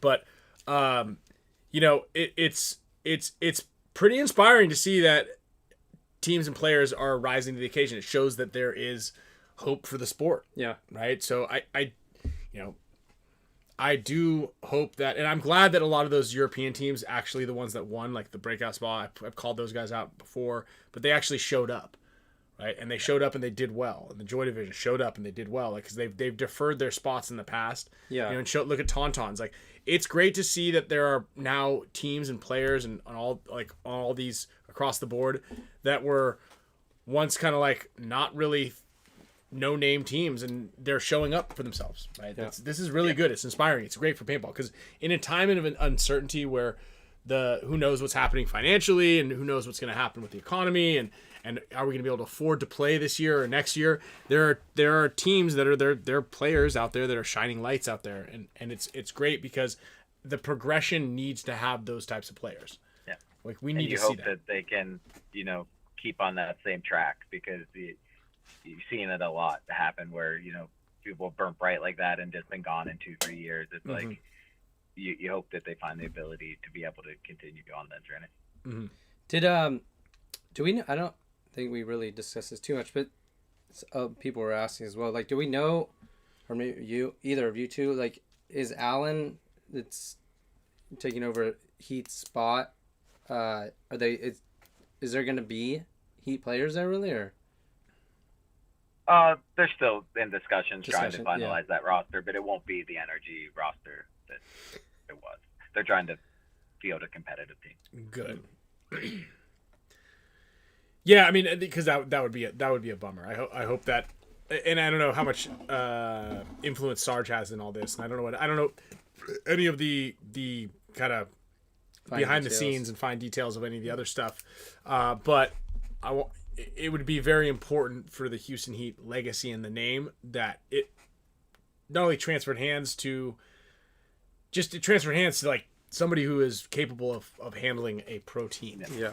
Right. And this, we might have Alan on next week, and I hope we do, because there needs to be accountability. And I think we had he's a great dude too. He's pretty forefront. So like, okay, he'll be good on your episode. Yeah, because when we had Todd Adamson on, I think it was 2 years ago when he started with Shock, you know, basically like, don't fuck this up, right? Like, you can't bring a team back from the dead, or you can't carry on a legacy and just be like, you know, I'm gonna cut some corners here. Yeah, because then you have Frankenstein, because bringing back someone from the dead. That's right. That's with the team name. Mm-hmm.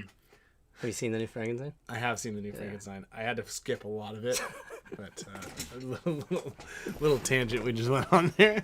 Let's be like ranking That he might be a strong paintball team though, because he had a lot of like superhuman.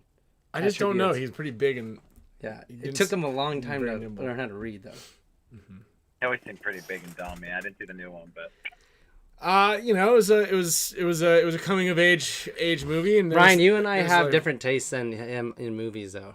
How do you know what Ryan's taste in movies? Because I talked to Ryan. We have Let's good hear it. conversations. Let's hear your guys' taste. I love movies. So, Not really like psychological thriller type of guy though. You. what do you mean? I think you like less dialogue. I'm pretty easygoing. You can make a good movie in any genre. You know? I mean, I pretty much enjoy almost every movie. It's hard for me to be like, that movie was so bad. I think Superman was pretty damn awful. I mean, like, I probably won't watch it again as a result of it. Yeah. Give me like a top 3 of all time. Like I movies can't do you that. watched That's just like that. that's just like such a movies that cliche you watched thing. that much. Maybe like a childhood. Like I'm not saying like the best movie ever, but like, Oh, yeah, I mean, man, like, I right- appreciate that for like, what it is. Like So the movies that I've watched probably the most in my life would be like Captain Ron, Con Air, and like Con Air because it's on TNT. But So if Con Air's on TV, I'm like, I'm watching this shit, right? I mean, it's nice. like, it's nice. It's good, bad. yeah, it's good bad. It's not the best movie of all time. I Spy is one of my favorite movies. There's Johnny Project right there. I probably watched I Spy 1,000 times. But are those the best movies of all time? No. Are they great and they're like entertaining? Yes. But I don't know. Fire off a little bit here. Yeah, I've seen all the Lord of the Rings. I've seen all the Star Wars. I've seen Moana 2. I don't put those all three in the same category there. Nah, not at all. I mean, I've seen a lot of movies, right? But Fast and the Furious. I mean, how could you not when you travel that much? You know. Yeah, and you know, I got kids, so I watch Moana 2 for sure. Now you watch all the yeah. all the kids ones. but Fast and the Furious. Not likewise.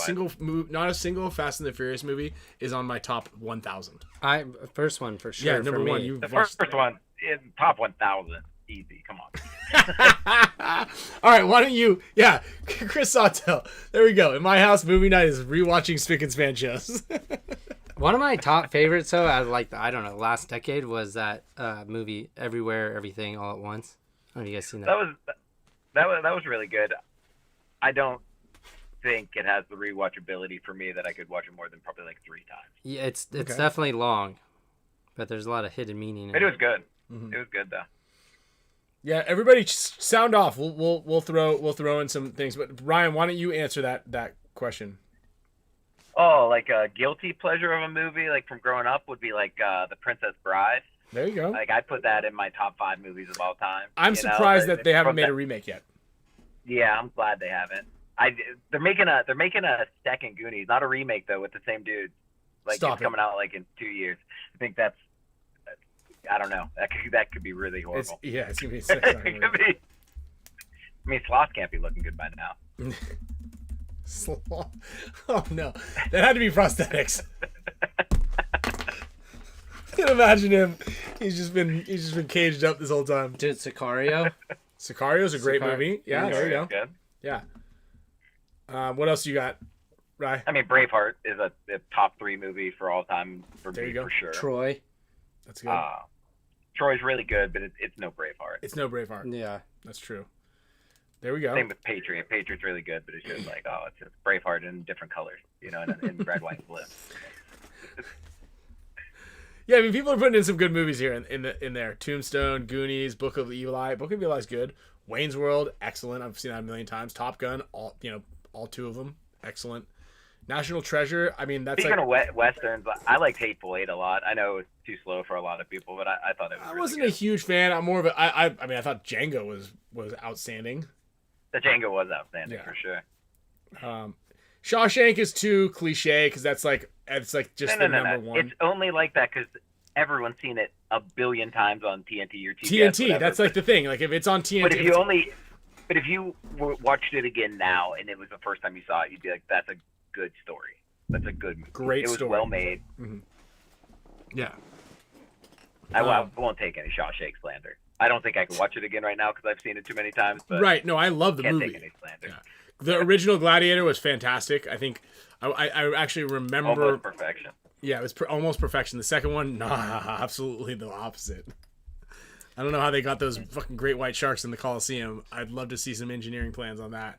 They did have naval battles in there, though. I know, but maybe they had some sort of creatures, but like, what was the refrigeration? Oh, they weren't having great white sharks. What was the refrigeration tactics in ancient Rome to be able to keep whatever, how they transported? I would assume they, while transporting? Yeah. Like, how did they get the sharks inside the Coliseum and make that thing watertight? Why do you think the sharks would need refrigeration? Because, you got to keep the water cool.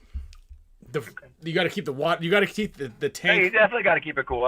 You got to keep the tank like first of all, you got to catch this thing. I was just more surprised that you were concerned about the refrigeration, not keeping salinity. Yeah, I got some cool Houston Heat paintball metrics. We could get that. I was having a great time with it. Well, I see people dropping like crazy. Probably want to hear about paintball during the thing. But this is cool, and this is what I was looking at earlier. Like, I input all of your guys, like every single tournament from 2012 to 2025, and it looked at like 83 events.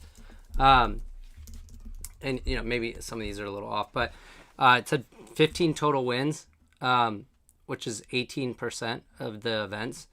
Top 3 was 32, 38.5% of the time.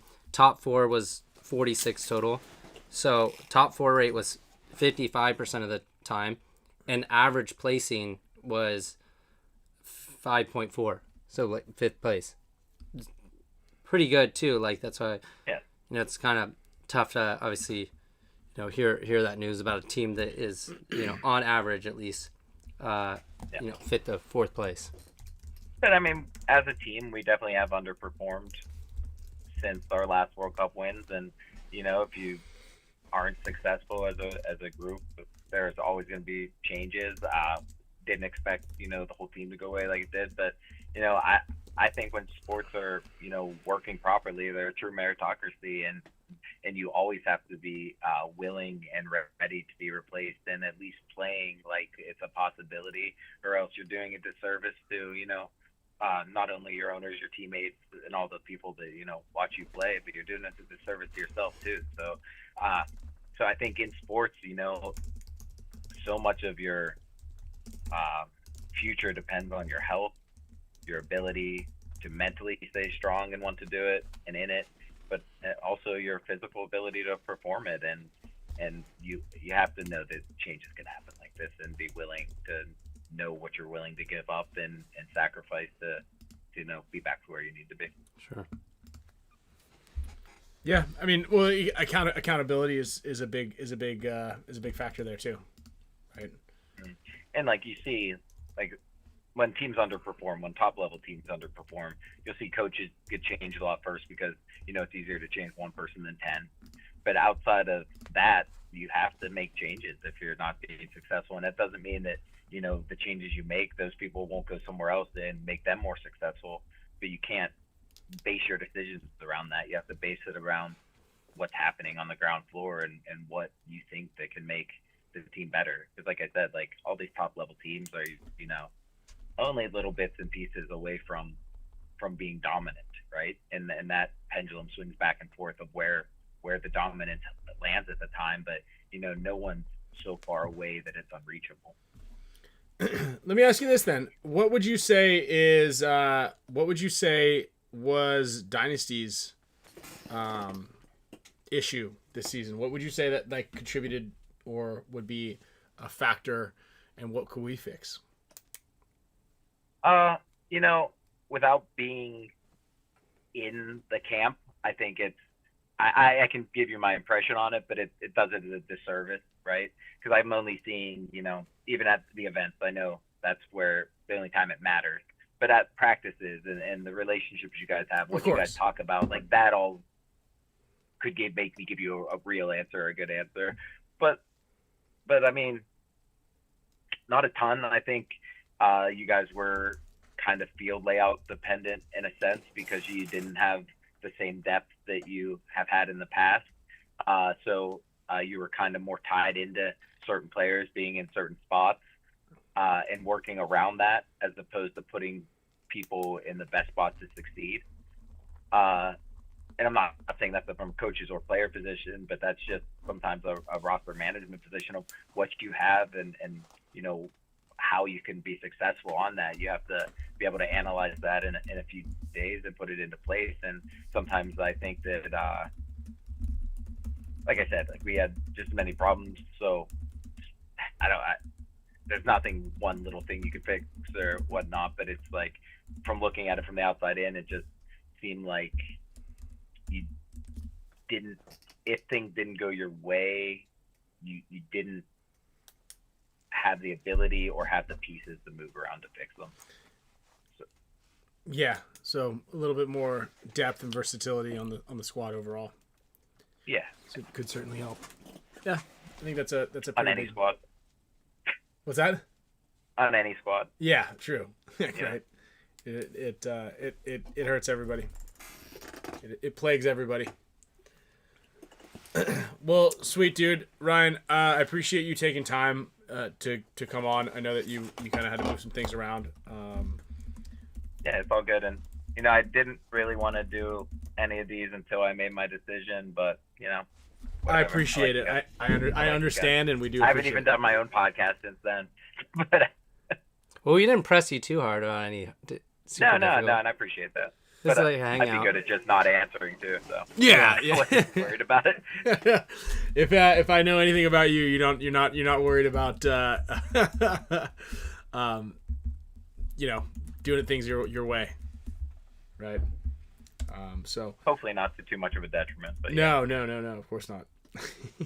So, but yeah, thank you, dude. I do really appreciate it. And again, I know it's kind of like a shitty position that you're in. It's a shitty position that a lot of people are in, and it's a new one, and it's something that I know that you're gonna land on your feet, no problem.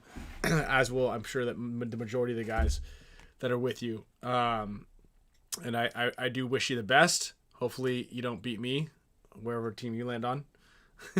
You hope that's not even nice, I wish. Listen, I do want to point this out because I've talked to a couple of players and stuff. I do wish everybody success, as long as like I'm not underneath the foot. Like, Yeah, but there's times you like seeing teams lose too, It's empty platitudes from you sometimes, Ryan. I do. No, I want people to be. I want to be appreciate people it. successful. No, I want to see everyone happy and successful too, but not at my expense. There it is. See. Awesome, man. Well, we'll let you go get back to the night. I see you're in the car. It's raining. Yeah, I was just hanging out here until I didn't want to be driving before this. Appreciate that. Yeah, So- thank you for stopping by. Yeah. Thanks, man. And Yep, and no, keep us appreciate posted. you Will do. Keep us posted. All right, man. Will do. Have a good night. Chat soon. Later. Later. All right. Well, thank you, Ryan Moorhead. That was awesome. Yeah. Yeah, great.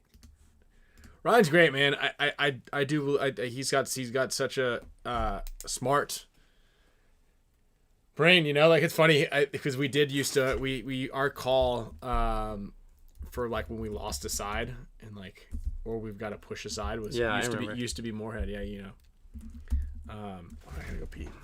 Oh yeah, is this? No, it doesn't. But we're just gonna Just run it? we can Yeah. make it work. Yeah. So you got the helm. This just turned into only movie chat. It seems like here. I saw that.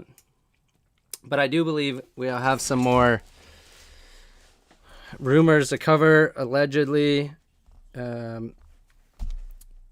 Answer some questions, what I was going to do, or options here. And what else do we got? Any Arsenal stuff. What other team do we have here? And then, sorry we didn't ask Ryan about Lux there. We kind of just wanted to give him his time to talk about what he wanted to discuss as far as the Houston Heat stuff.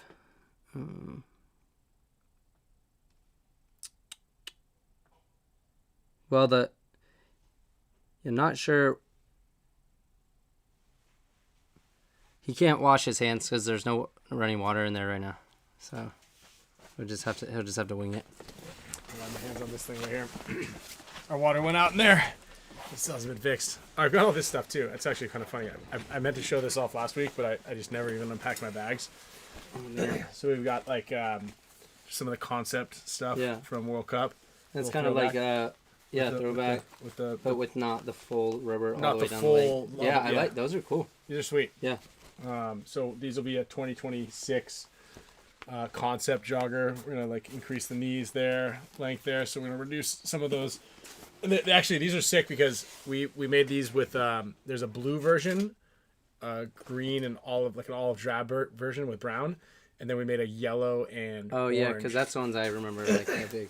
The bright, yellow and orange bright ones, those are sick.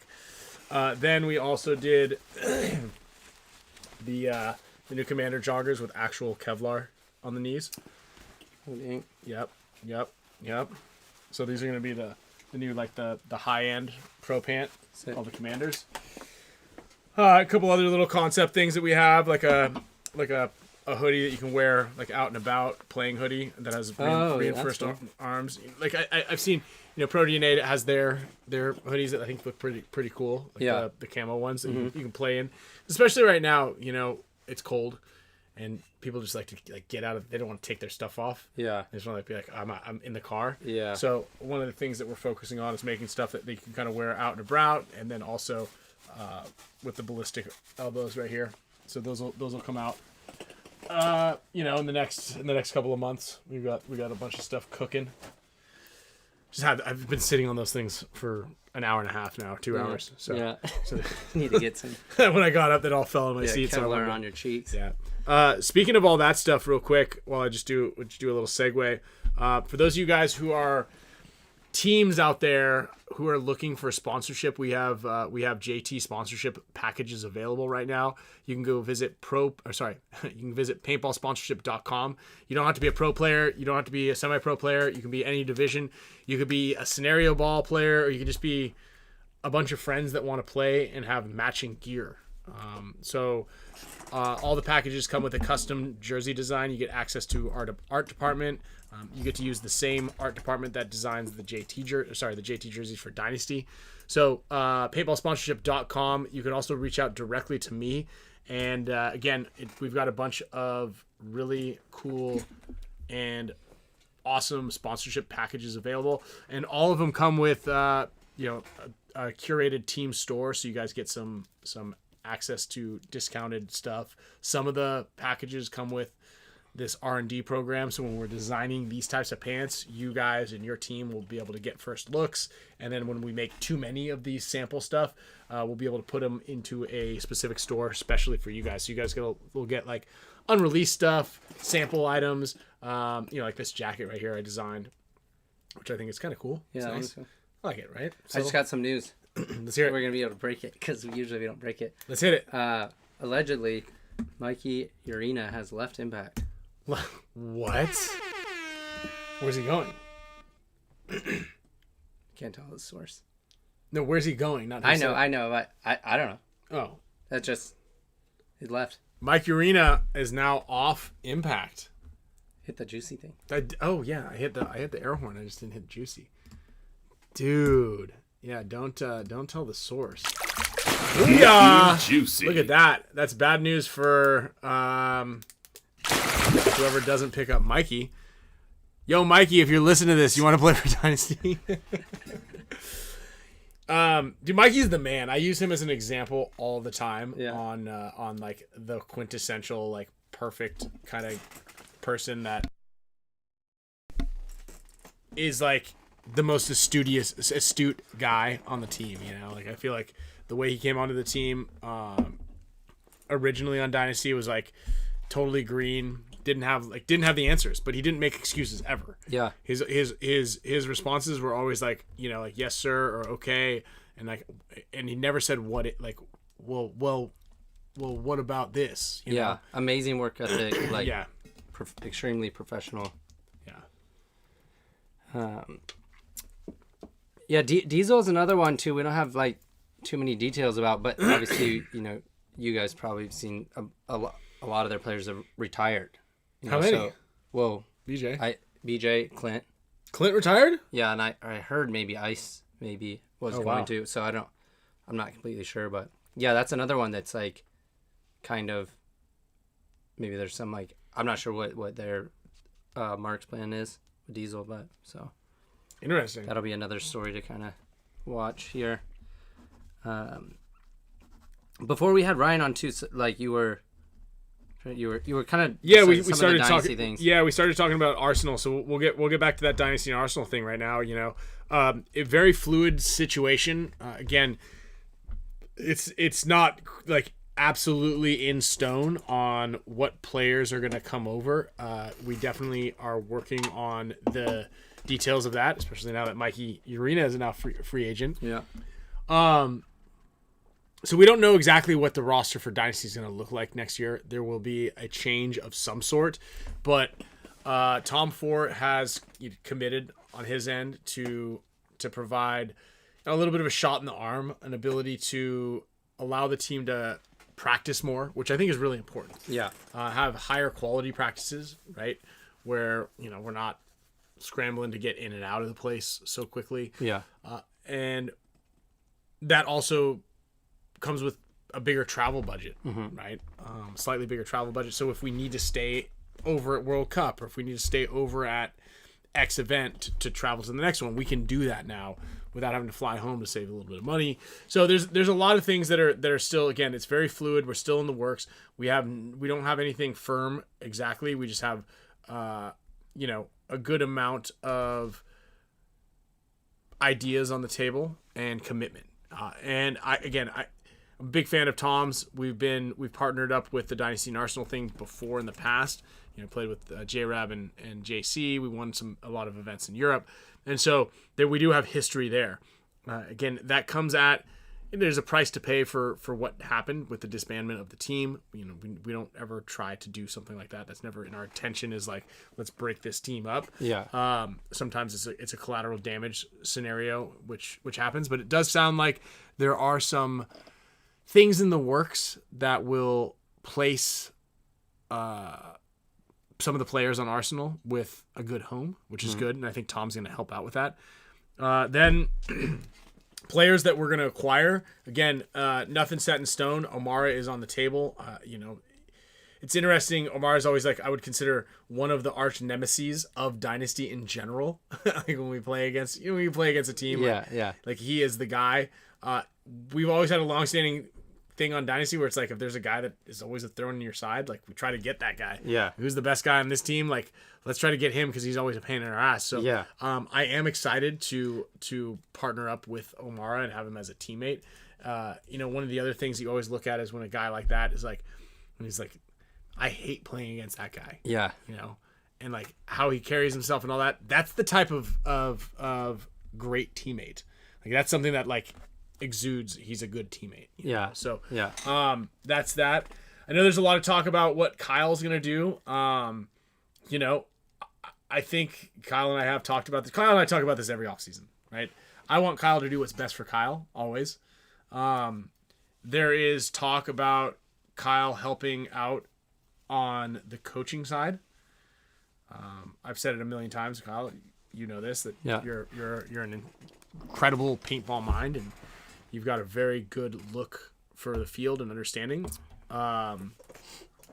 Right now, because we mentioned Moorhead, there's so many free agents out there that it's finding, and like what teams are out there. That's a tricky one to find. So Yeah.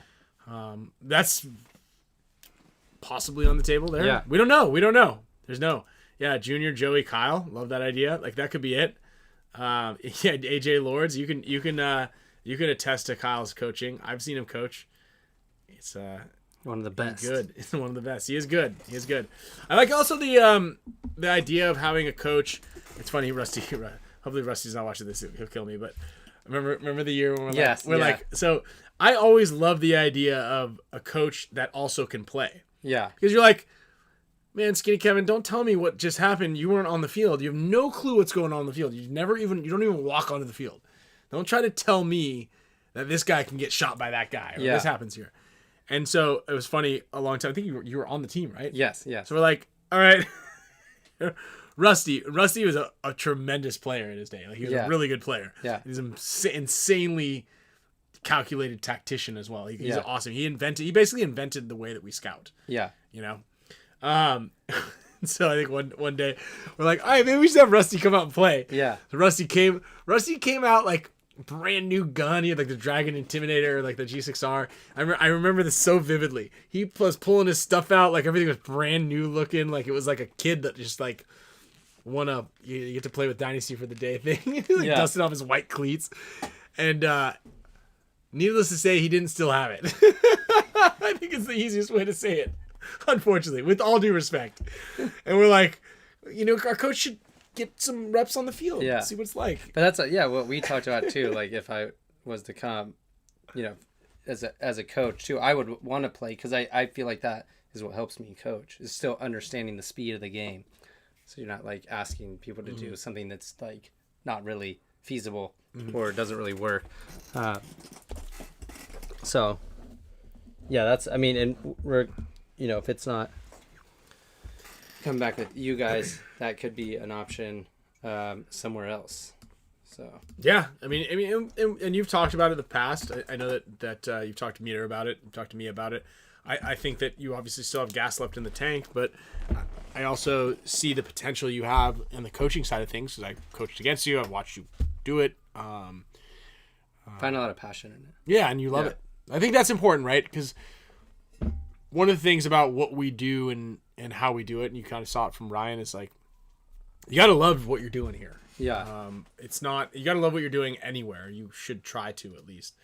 So that's a really interesting take on it, is like, I kind of find it more fun doing this than that. It's like, okay. Yeah. So, again, lots of moving parts. Again, we don't have nothing set in stone. Yeah. We've got a very moldable thing. So hopefully, like after the Thanksgiving holiday, we're gonna be able to find something. I was like trying to take a couple of days off and then. Yeah, me too. I was trying to. But yeah, I've kind of still been, open, either kind of listening to some situations here, obviously with like coaching full time, which would I will still be playing to understand, like I said, or playing. I'm just kind of like watching how some of these shakeups go down, and kind of like similar to what Moore had just said. Like you just have to be careful with like the validity or like the what's being put together. Like, is this gonna stay like this, or is it we're gonna put it together and then you confirm and goes with something and then falls apart or people bail. So I think that is something to be careful about. For sure. Shout out to Jonas. Jonas, I still have your headband right here, this Tigerwear band. This is a Tigerwear HORMESIS band collab. Did you guys make this, or did they make it? They made it. They made it. Yeah. I think they tried to do your little... No, they didn't. Nobody can do that. No, they can't do it, but they tried. Yeah, nobody can do it. No one can do it. It's too hard. That's how I do it. I might have a headband in here. Just give everyone a refresher of what that is. Yeah, we've got a bunch of giveaways. Jonas, I also have a bunch of shirts and stuff for all the kids teams out there. I've got a package ready to go. So whatever you have that needs to get out to Norway, make sure you reach out and we'll organize the shipments. Maybe you wait until after we do our next boat giveaway. Our boat squad giveaway is going to get one of my birthstone goggles that I have back here. I've got 1, 2, 3, 4, 5, 6 of them. So a boat squad member is going to get another set of goggles. You guys can join the boat squad. There's only 3 members right now, so you basically those guys have a 1 in 3 chance. If you join it, you'll have a 25% chance of getting something sick. And we're going to give away an awesome prize every single month. The boat squad. What happened to this thing? Oh, there's a clip on it. I was like, to keep it nice. This one's sewed together. I was talking about, like, if you look at the tails, it's like an asymmetrical cut. So one side's longer than the other. You know what? But I only do that because it's a pain in the ass. and not a lot of people to make it like on a mass scale is kind of difficult to do. So two things real quick. Attention to detail in products is really important. I think that's AJ's going in for the goggle set. AJ, I actually have a package right here for you. There's a package right there for AJ because AJ won last week. Let's go, Boat Squad. We've got a bunch of giveaways right now, but Joey, yes, Camille said there's going to be a garage sale soon. So within the next several weeks, we will have a garage sale. So if you're in the Southern California area or you're trying to take a vacation to come get some cheap, I got bins full of stuff that I really don't want to take on the move. So we've got like a bunch of gear bags. There's some more goggle frames back there. We've got the wall of headbands. This thing I think might be a tax write-off. It's like an art show back there. Yeah. Get those appraised. Yeah. Donate it to a charity. Speaking of which, donating to a charity, we will have the annual Spick and Span raffle. I'm going to work on that this week. Reach out to the sponsors and everything and get a bunch of stuff lined up so that way we can give some toys away. We can give some stuff away to those in need. Because we love to do that. People helping people. Let's see here. Anything else on the docket here before we go in there? We didn't ask him the faster or slower game. I actually had someone asked, does Moorhead prefer a field that's a faster or a slower game? I'm fairly certain it's faster. I'm like 80% sure it's faster, but I forgot to ask him, so I apologize for that. Yeah, drive down for the garage sale. I'll list it up. I mean, I'm ready. We need to. Kyle and I were talking about having a fire sale. I've got like 3 sets of Kyle's dye goggles and like a small jersey and like the bottom corner crevasse of this garage also. So we've got a lot of stuff. Yeah, we were thinking about doing a day out or maybe we do it back-to-back days, but out at maybe Giant San Diego. Mm-hmm. Or is it SC Village? I think it's SC Village Lakeside now. Yeah, I'm not sure. But to go out there and bring all our stuff, because it's like putting it up all on the internet and then like no, then you gotta, I'm like, not doing people ask stuff. for the price and then they want to do like an offer and then somebody else is like, hey, well, what about that right arm pad? And you're like, well, someone actually also just it's pending for that right arm pad. So like if they don't take it, then I'll message you back, and then they don't take it, and they gotta message it back. It's kind of a lot for like a arm pad or something.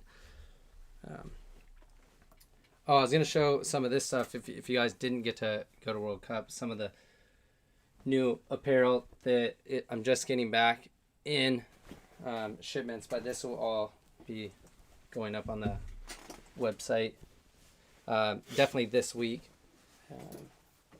Hats and some of the World Cup tees. These came out really sick. Tiger World.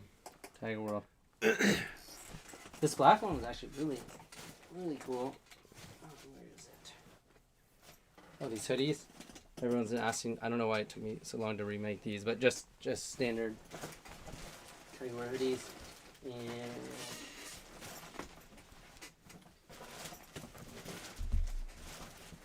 it is. And this version in the black, which is pretty cool. That's sweet. Yeah. That came out good. That was done with AI. I wonder why these 3 countries are the most prominent. Canada, Japan. You should have Brazil. seen some of the other results that it gave. Christmas, you need Christmas gifts for the bros. Well, there are going to be a ton of. Are you going to have a Black Friday sale? Yeah. Okay. Yeah, definitely. You know that's in like a couple days, right? No, I do, and that's just kind of tough because like a lot of the stuff's new, but it's like I'm like, oh, here's the new stuff, and then it's like right. I also like, I don't know. I feel that I try to like customer service and like fairness is like big in my mind, and I'm like, people just bought stuff at World Cup, for full price. Last thing I don't really love like putting on sale. And then putting it on discount right away. Yeah, I mean, because just that's how our brand is like a little bit higher end. So I want people that paid for that stuff on a higher end scale to like not feel like, what the hell? It's cheaper now. Yeah, that's a tough one. That's a tricky one, right? You bought something the other day, but historically, and I guess it was day of, historically, sales online are very slow the month leading up to Black Friday because everybody's anticipating the sale. Yeah. So, but again, it was different because you were at a trade show. So I appreciate that. That's really nice. People, Yeah. he cares. Well, I mean, we do that. That's what, like, more exclusive, so it's like... But they did get it early, so no big deal. They've been rocking it for a while. Yeah. They've been like the fresh stees for a little while. I definitely have, like, 2XLs. I have, like, hundreds of 2XLs. So I'm definitely... Those are going to be heavily discounted, so... And you guys out there, 2XL, Big boys. We got a lot of big boys out there. They're heavily discounted. Yeah. I need to clear some of those. And they're the heaviest items, so... You know what's actually interesting with that statistic? Right, so here's a little financial not advice from everybody here, but so Ozempic and those just any of the GLP-1 like the blockers. First of all, they missed an approval thing, so if you guys shorted Novo Nordisk, congratulations. But there's two things. There's several things that it affects, and I've noticed it on scaling when you're making purchase orders for various sizes. So there's like a pretty consistent bell curve when you order things. Like there's you order like 2 smalls, 5 mediums, 10 larges, 10 extra larges, and then you kind of the bell curve curves out there. Yeah. On the sales side of things, it has begun to skew on the smaller side. Right? So whatever that may be, I'm not saying that all paintball players or many of them are on any kind of appetite suppressant over the counter or prescription medicine. However, that is something that is noticeable on there, and this also affects any restaurants as well. If you guys notice, you guys are going up to your favorite restaurant out there, like an Olive Garden or an Applebee's or something like that. They have these now new menu items on there that are like specific to people who just want to go out there, but they have zero appetite because they're on these curves. Yeah, and I think there's like a significant percentage of people in the U.S. that are on these things. And so it's affecting sales in restaurants quite a bit. Dang. Not Chipotle. Chipotle is just too expensive. Straight up. People are boycotting Chipotle, not because they're on weight loss drugs. Dang. Yeah. Anyway, not financial advice, but take it with a will. If there's a spike in GLP-1 consuming, then you can expect to see a decrease in food sales. Yeah. Hey, last week, yeah, I was on, I don't know, I think I was on the show for 25 minutes from an airplane, and nobody's like, "Well, this is crazy." That was crazy. Nobody in even the noticed. comments was like how they all thought you were just in a club. Yeah, you look like you're in a club with the lady sleeping behind me. Yeah, because I went and saw Skinny the other night, and I was like, "Hey, like." And I just pulled up the show. I was like, I was on the plane. He didn't think that was crazy either. Like, I didn't know that you could FaceTime. I thought it was crazy. When we were on the phone, we're like, dude, you could do this? Yeah. Because they're like, what are we going to do? And I was like, let me just try to FaceTime you. And it worked. I thought it was equally wild. Yeah. All right. Well, let's go ahead while we're wrapping things up here. Also, Jonas, I noticed you commented on the Insta360 Go camera. Those things are on sale as well. There's a link down below. There's a Black Friday sale. Use code Ryan Greenspan and you get hooked up with some goodies, and you get some pretty good discount depending on what item you purchase. I think it's 20% off of the 3S, which is the small one, which I swear you still have. No. And then I lost one. That's this little one right here that used to be in this case. No, you know why I know that I gave you it back? Because I gave you that crappy mount. Remember, you were like, I can't get this on the barrel. I can't get it playing out. And I was like, yeah, but you got just to Jimmy because you rig gave that doesn't mean that you didn't keep the other one on accident. I don't know. Well, you didn't give me both. You gave me only one. No, I know. So I have one camera. I just don't know where the other one is. It's somewhere. So the great thing about those cameras is they do have app that you can link them to Apple Find My, so you can find them. Why haven't you done that? Because I didn't link that one because it was my second camera because I gave it to you, not because I gave it to you. It's not your fault. Yeah. Yeah. I know it's not. Because I gave it back to you. HORMESIS Paintball for the win. HORMESIS Paintball, you won Professor, HORMESIS head to toe sponsorship. That we only had one of those to give away. It was for literally life. Yeah, it was literally I was giving away the entire HORMESIS business. Yeah. Keys to the castle. Keys to the castle. Part ownership. All right, we're going to give some Gen X Global prizes away. I actually just opened up a box of pods. So we're going to sign these pods, and we're going to give away a handful of these. Ronnie Dizon. Dizon. He's a membership. Remember? That's right. Shout out to Dizon. Huh. Ronnie Dizon, you're going to get a signed Gen X Global pod. There we go. Thank you very much for your support. Oh, what's this? Mantic. GXG. Let's give away a couple more. I'm things. really impressed Also, that you were just gonna rip the show last week solo. Like, that's tough. I don't think I could do that. Well, Like, you just went to the bathroom and I'm like, I don't know what to say. I guess I'm just full of hot air. Yeah. I don't know. Oh, the chats are blowing up. Mike Urena, free agent. Dang, we got the news first. Well, mind you, it was there and then it was in my chat. This one. Oh, dude, He's looking out. cutting them. Never, too. I heard he got. Well, I don't know. All right, we're gonna go to our mega members and above. The boat squad, you're in there. Shout out to AJ. Shout out to AJ. Thank you. Welcome. Jonas, Chris Sawtell, Mr. Kev since day one. If you guys are interested in joining the boat squad, that makes you the highest level supporter of the show, and we love everybody. So, And I got jerseys maybe next week, unless we decide to push it for holidays. But I got I've got Arsenal one of or your two jersey. I've got one of your jerseys in this bag right here. Yeah. So, anyway, we appreciate everybody. Shout out to Bob Custer, also upgraded his membership to the discounted merch perk. If you guys are members, also make sure this doesn't happen enough, but it will happen more often. I did post a discount code in the chat, so there's like a post section on there of James Hall. There we go.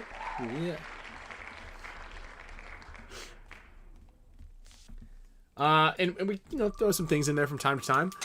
But lots of good sales that are kind of coming up here from your favorite onliners. There we go. Boat Squad in the house. Mr. Kev 2.056. I like that. He changed his name a little bit. What do you want me to spill? Spill it, Kyle. Chase, dude. What am I spilling? Gabe! All right, let's do one more. And obviously, we're going to have a big... I'm technically, like, this is when you should do those, what are they called? AMA. Because I'm technically a free agent, so I could say I like whatever product. What's AMA? Ask me anything. Oh! Like, now's your chance. AMA. Okay. Wasn't going to guess that was what I was going to say. Also... But you don't get on, holidays like, are here, so that means that one of these shows... can you check the calendar? What? Today's the 25th. I know, but when does... Thanksgiving's Thursday. Thanksgiving Thursday, so we could possibly... Is there like a Christmas is the 25th. No, I know, but I'm just checking to see what day of the week it falls on. Like, when should we drink this bottle? That's what I'm trying to figure out. Thank you, Agspam, for this gigantic headache in the bottle. Also, what we think about that, everybody... we want you guys all to... what's your favorite market? Oh, this is a good question. Or do you want to finish? No, go ahead. Go. So,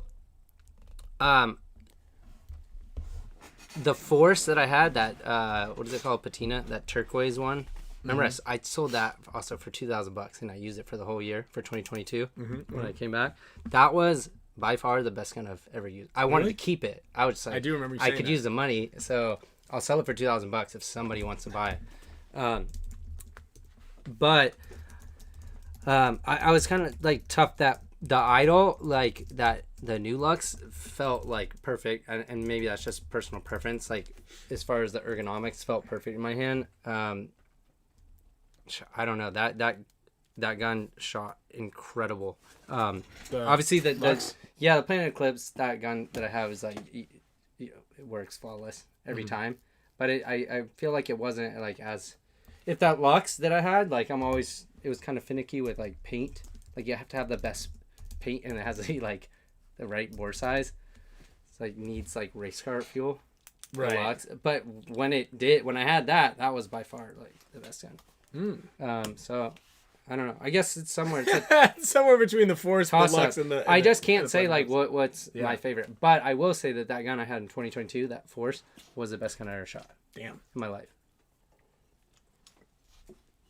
We'll take that nod. Yeah. We'll take that nod. Steve, I actually kind of like that idea. February family gathering, so Dynasty family. We might drink that. One of the Forte brothers said that's either gonna be a short show or a long show. All right, like imagine trying to pour this thing. You guys should all go back and watch the ending when we ate the peanut brudel. Like the ending of That that was a good one. show, and just like Turn that, it off. like that felt was like the closest where I'm like, we might need to go to the hospital. Like shut the show down. We should do an eating terrible things challenge again at some point in time. Yeah, I don't know. We got to figure it out. We got a lot of things, but I do want to say that this was an excellent show. I want to thank Ryan Moorhead for coming on. I want to thank. Steve, like, there's no chance. I think we looked it up. It's 6 bottles in there. No, you can drink this in one show. No, if there's 6 bottles of wine, That's a lot. I don't think that will 6 be. bottles of wine. I think that's what's in there. I'm good for 2. I mean, hold that up. Like Ah! I think like 3 can fit in the base, so they're like. Camille will definitely help. Yeah, Camille will help. Yeah, Camille is good for at least 3 bottles of wine. I mean, there's at least 5. There's at least 5 bottles of wine. Maybe. Who's good at math? 5 liters of wine. How many Is it a bottle? What's a bottle? Is it 500 or is it 750? I think it's 750. Okay. I don't think a bottle of wine is ever a liter, so there's at Definitely least, not a liter. There's at least over 5. We got that. How many guys? How many? Oliver's air tank. That does look like an old air tank from like Billy 2002. Wayne right here. Yeah. 6.667. Yeah, no chance we're finishing on the show. 3 1/3. Yeah, but if we get Camille in here, Dude, and I bet you that doesn't like that's not like a smooth. That's not like a drinking a Modelo. it's a Toscana. Oh no, this is good. Cab Sav and the Sangiovese. Dude, this is gonna be a great bottle of wine right here. To drink like water. I think. I mean, here's the thing. I'm good for a salt, like a bottle of wine, and I'm like, well, that was, I'm swerving a little bit, but I'm okay. Can you drink 3 bottles of wine in a show? No. In 2 You hours, by yourself. no chance. Yeah, you no by chance. yourself. Yeah, not a chance. it's Not almost a chance. 7. Yeah, we should get Damien or somebody in here. But Damien's not good for it. We got to get somebody else who's. We'll find ourselves a really solid. Oh, Maddie, alcoholic. we can add Maddie to the roster. Maddie's good for 17 IPAs before Davey, he leaves. maybe. Davey would be good. He'd be great to talk about the offseason. Red. If you've never had, we need to have Davey on the show. Oh, Skinny. We can add Skinny. Skinny could will probably drink put the it whole in. thing himself. Yeah. Now we're getting the roster. Let's just hang it up on the rafter. We'll get a little IV thing, drip, and write his deal. Just have it just going straight in. You could talk and just be into your arm. Alex would be good. Alex is Alex is weak, dude. Yeah. He's weak. All right, everybody. I want to thank you guys all for tuning in again. Have a fantastic Thanksgiving AJ, weekend. you can come. AJ can help. AJ seems like he can. Yeah, he can down put him some wine. down. Yeah, let's get down here. I want to make sure everybody has a great weekend. Thanksgiving, as always, is a time to be thankful for what you have in your life, your friends, your family. Not always intertwined there, but everybody out there. If anybody is feeling lonely or deserted or they need somebody to talk to, make sure you please reach out to somebody. It's not meant to be a lonely holiday. I know that a lot of people go through a lot of things throughout these holiday seasons. They can be lonely, but it doesn't have to be. So please, everybody, make sure you guys are safe. Drive safely. Do not drink 3.5 bottles of wine during a live show and then try to drive home. Don't do that. Don't take financial advice from us. Don't take any really advice from us whatsoever, aside from just be happy. Movie advice. Yeah, movie advice you can kind of take from me. Beast Within Me, that show that Pate told us about. Is it good? I can't get onto my Netflix. It's just a pain in the ass. Anyway, happy Thanksgiving, everybody. You guys are great. We appreciate everybody. Thanks a ton for the support. Have a great evening.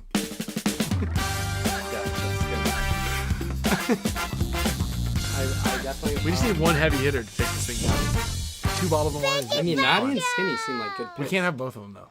We Yeah. gotta pick one. Yeah. The problem is Maddie's gonna have to get home, and there's no chance he's driving. Yeah, home. maybe Skinny. Maybe Skinny. We'll have to get some donations to be able to pay for Maddie's Uber home. and fire off some money to his wife so she's super pissed at him. And we're gonna need babysitters the next day because there's no chance that I'm gonna be able to do anything the next day after drinking 2.5 bottles of this bootleg wine.